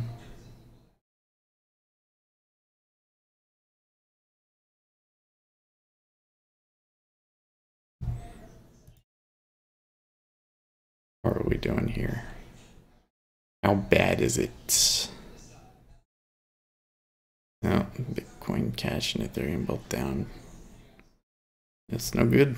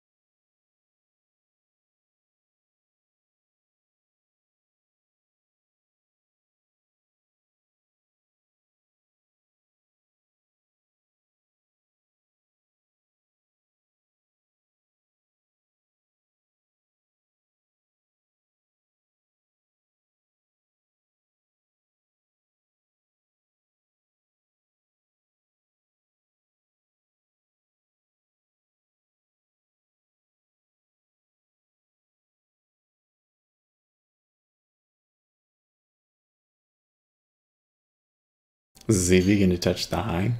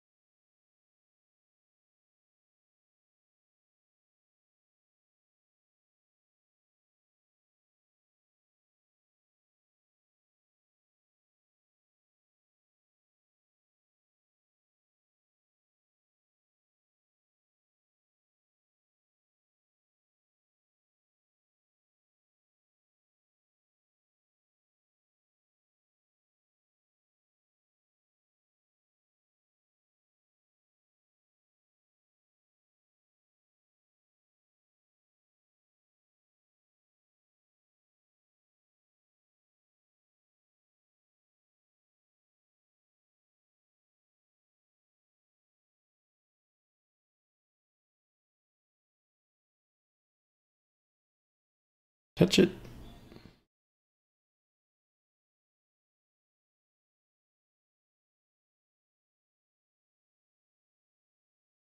Okay.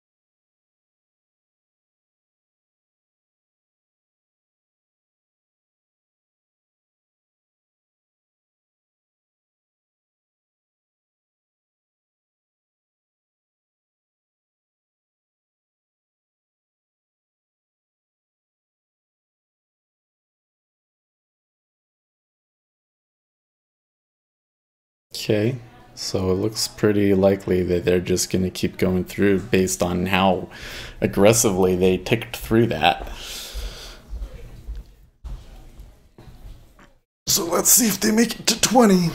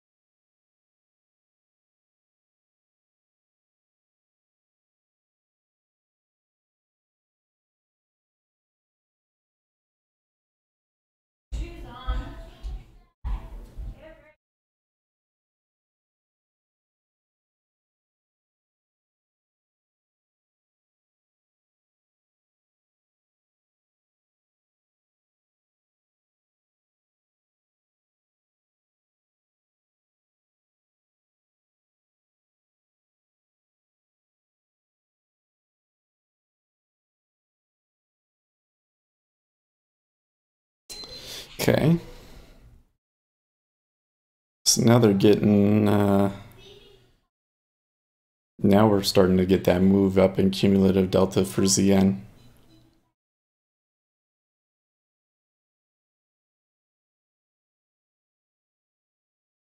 So I'm thinking really seriously about taking a long here to 20.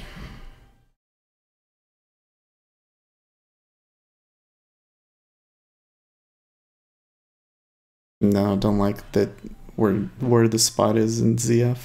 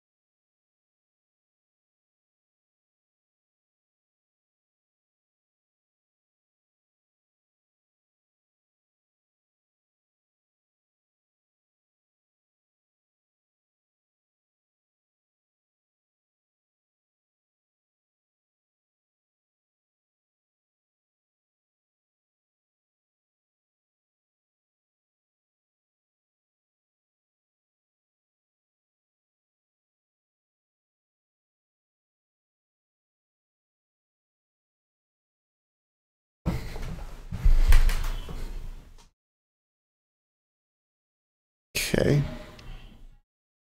So a bit of a fall there.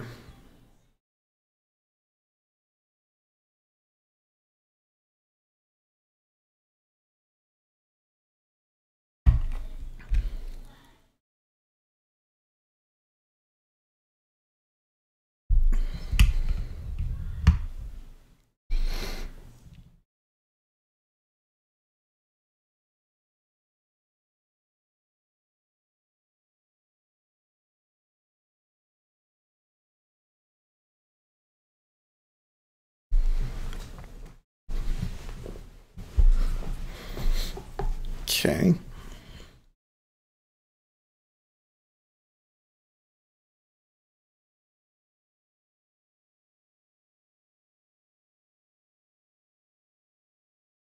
Interestingly enough, that high in ZB was not a high in cumulative delta, and they could be back down to their lows very quickly.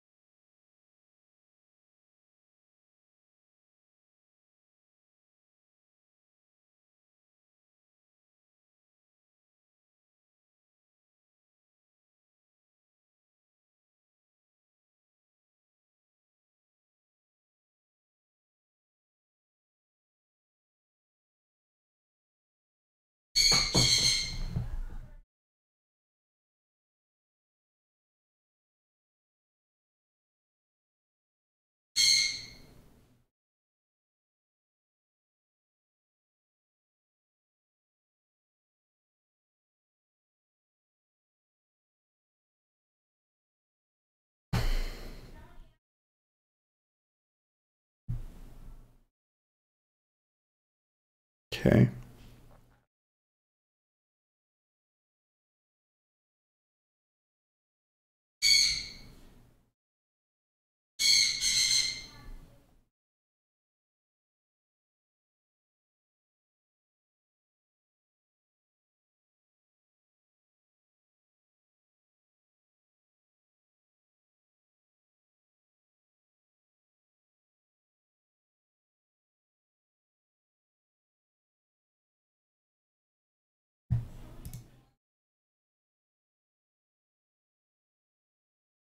Short on the E-mini? Oh, yeah. Well, but where did you put...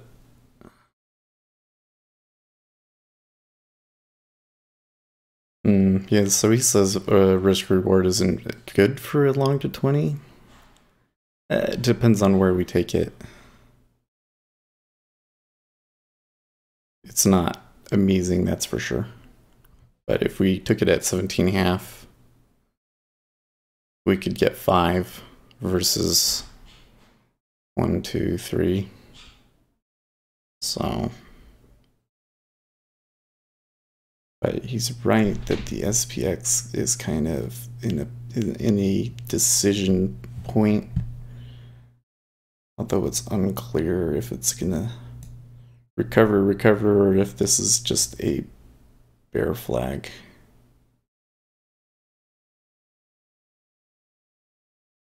Oh, he says he's short at 18.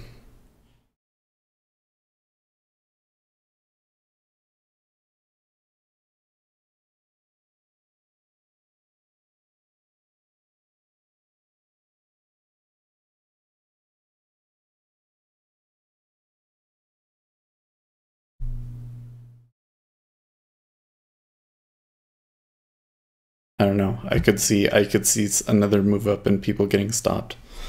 That's a problem. That's the one side. The other side, well, there would be a lot to give up in ZF if we went down, but I would have to actually see some sort of initiation there, and we're not.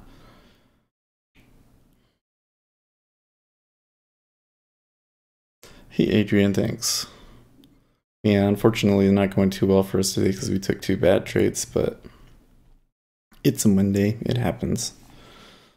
And we were, profitable last week, so we're still in an okay spot.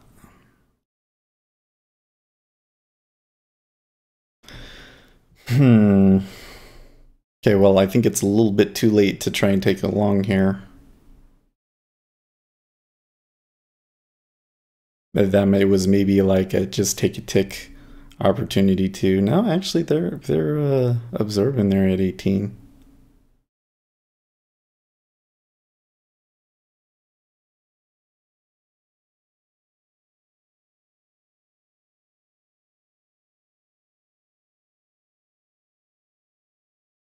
Yes, part of the game.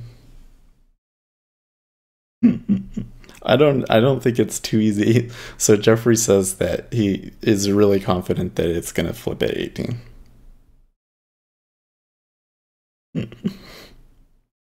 But it just doesn't match my strategy. Because that would be taking a short above the VWAP.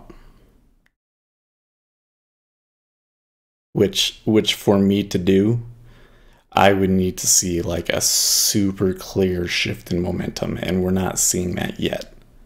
Like all of these here, this is basically mixed in ZN. The targets haven't moved.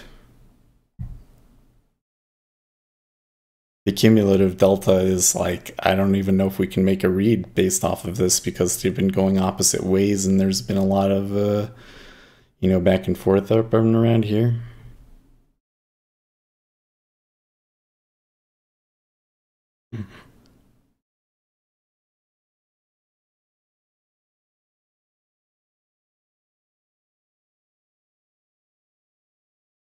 Yeah. The only reason that the liquidity matters to me is because it gives me a better probability on the trade direction.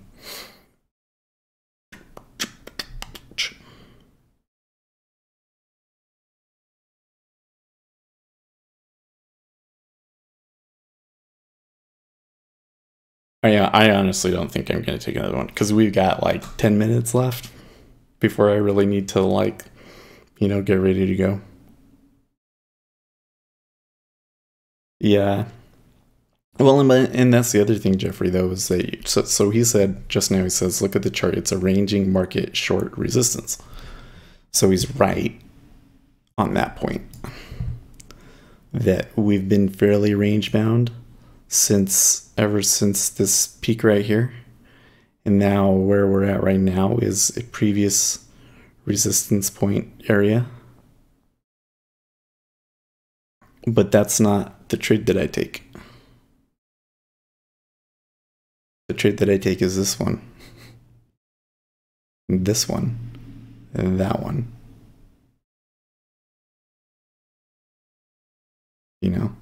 These. I want to take the ones where we're moving with the VWAP. And right now, if I were to short it here, I would be shorting against the VWAP. That's not the trade that I want. Although it may yet work out for him. Let's see. It seems like, in regards to the risk reward, well, let's see here. What would be the risk reward? Like, realistically, if it gets past 20 and it goes further, the next pivot above that is 24. And if we're taking it short,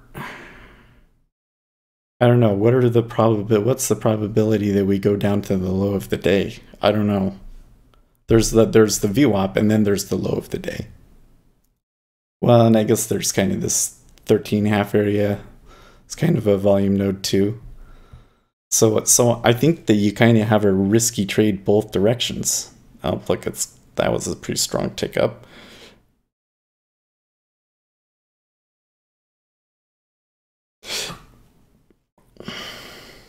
He says that the stop is 21.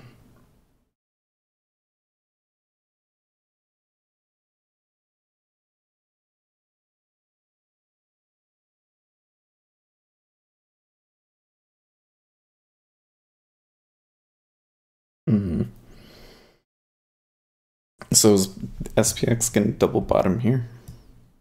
No, they took a little step lower already. I don't know. I don't know if I'm going to be able to wait long enough to find out. That's the other thing, is I could take a long here. Or I mean I could take a long or a short, but it might not resolve for another 30 minutes and I've got to go in like 5. So I think I should just take my licks and be grateful that it wasn't an 8 tick or a 16 tick loser. And that I'm still positive on my account.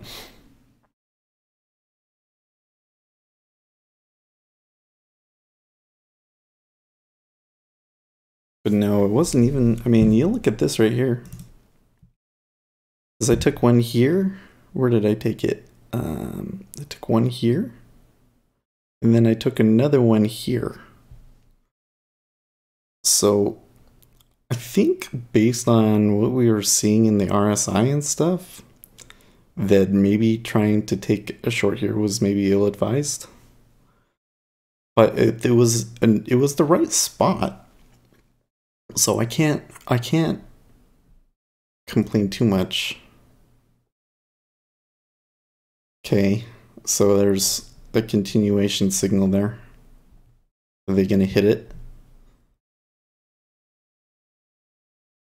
Probably not. Let's reset this though. So those were okay. Now this one right here, remember I was saying some stuff like, oh, we could go long here. And also around here. So that was one that I could have taken. But I'd have to say it's still too uncertain.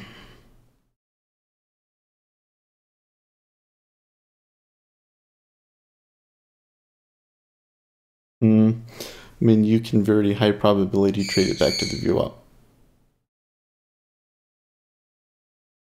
Nah, I don't think that trading is about buying low and selling high. I mean, it's all relative, right? That's the problem. So what you think is low right now may not actually be low.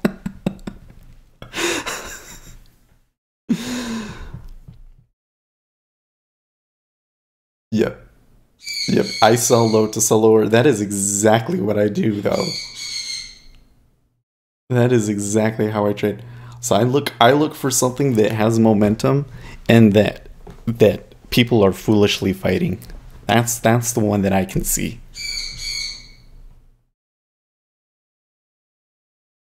That's the one I can see. I'm not good at these mean revision traits, which is what you're proposing. Well, it's not a breakout trade. Breakout trade would have been like I wait for it to break the high first and then I take it. It's based more on um, the momentum and the amount of imbalance that I see. Right now, interestingly enough, here was the imbalance that we first saw, right? There was this short that was taken way back at 13.5. Ever since then, it's been a slow rise up, but they still haven't unwound. But it's only 10,000 contracts, so that's not like 10,000 contracts. Divergence is not huge, okay? I mean, there's individual people out there that trade 10,000 contracts. You only need, like 500,000 in margin. Okay, so that's not even a huge account to trade that many contracts, right? But we have moved up. And here in ZF, here they were moving up the whole time. They came back and then they came back up. So here in ZF, I would say that I don't really see imbalance. I just see it trading back and forth.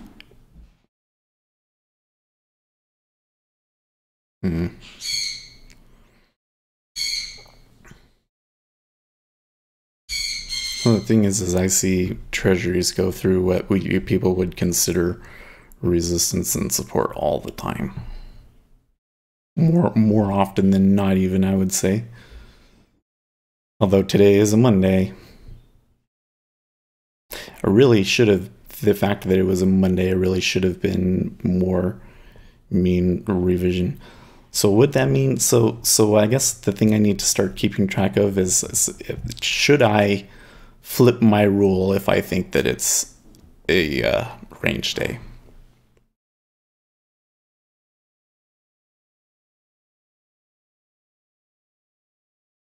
From the bottom of the range, betting on the old of the level with the tight stop. Yeah.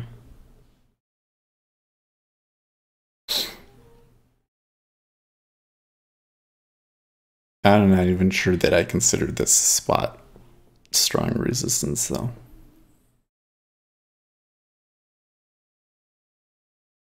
I mean, geez, it wasn't even, it was here, not even, you know. Okay, so at midnight, it was about last midnight. I don't know.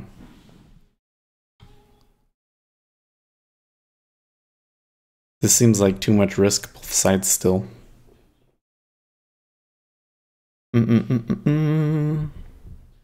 Yeah.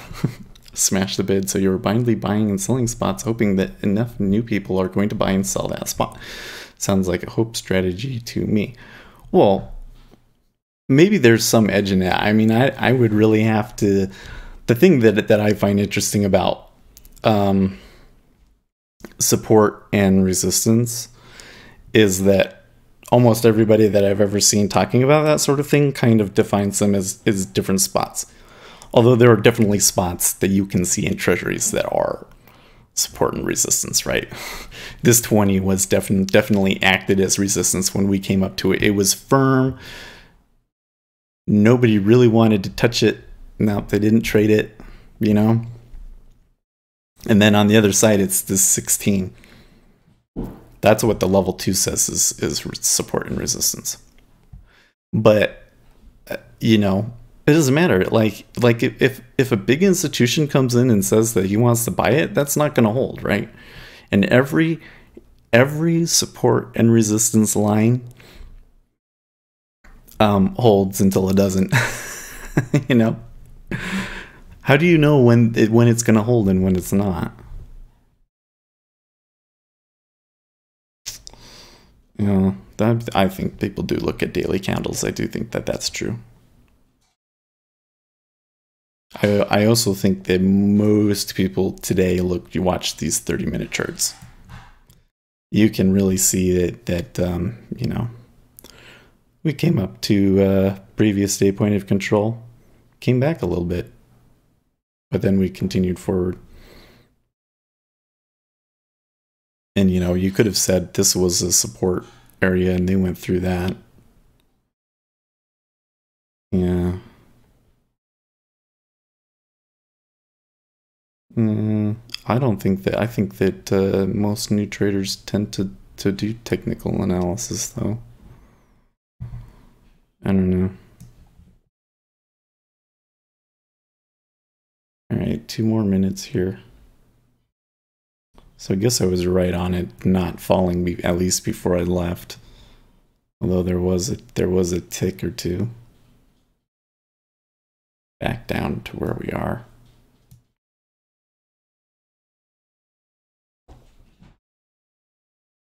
I don't know. I think that going back to where, remember I said so that I should do like my review, right? So I took a short here, around here when it came back up, and I said, okay, this looks like this is a move that has some momentum to it, and I see a pretty decent amount of short volume here. And it's kind of staying down here despite it coming back up, and that's where I said, okay, I can take a long, or I can take short. Yeah, and that one didn't work out. I think after that point, when we came back down, I should have been a little bit more skeptical, because this move here isn't actually that big. You know, like look at that 53.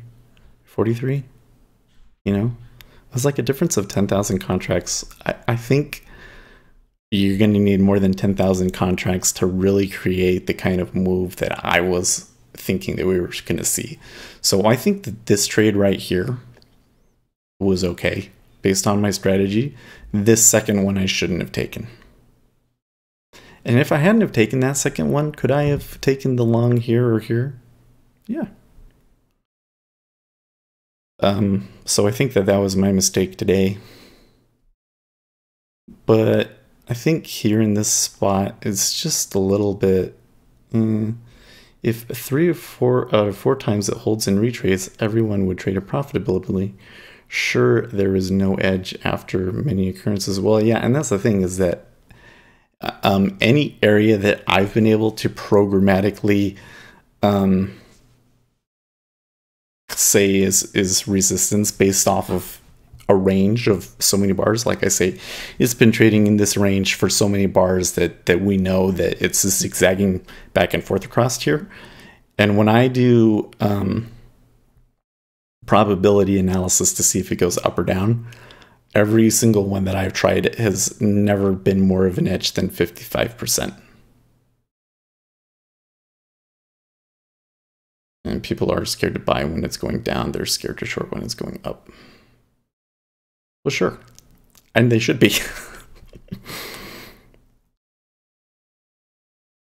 This is the thing, is that let's say that it's a 55% win that you could short the high, the resistance, and make it up, okay? When you're wrong, you're going to lose more than double what you make when you're trading the back and forth, at least for me. And that's why I created that VWAP rule, because you don't want to be stuck the wrong way on this thing right here. That March 22nd, and I made money that day, right? And I didn't even trade it very well. I actually should have made 250. I think I only made 125 on that day, but you don't want to be stuck on the wrong side of that. And how many days, honestly, like where we have a 16 tick move, okay? Well, let's not say 16. Let's say like 8 tick move, okay? 8 tick. Okay. There's a range day right there. Okay, that one had enough of a trend, okay? That's one range day. I don't know if we consider Friday or not. And this one, you know, if it stops here, then we would consider it a range day. So how many days out of that is the range bound trading strategy actually the right one? Not very often. Treasuries tend to trend. E-mini is a different story, right? Because you get so many of these things right here. You know, I'll see all these wicks. You know, how often does it just kind of ziggy-zag around and you can kind of pick up a bit from the middle, and then sometimes you get lucky. Well, that was the FOMC. Okay, day like this, right? This happens a lot in equities. This almost never happens in treasuries, a day like that. So I really strongly believe that in treasuries you're much better off trying to go with the trend. And you're sure you want to kind of know what the local range is. You'll want to know where the point of balance is and trade based off of that to increase your probability. But I don't think that you want to fight momentum. I don't think that you want to take something that's been moving up all day and short it, because probability is that it's either going to go higher or it's just going to stop here. Or if it does reverse, that it doesn't reverse for very far. Treasury trend is down and we're at the top of daily Bollinger Bands. I don't know if I would rely on that, because we have an auction today, and if demand at that auction is poor, we're going up. Guarantee it.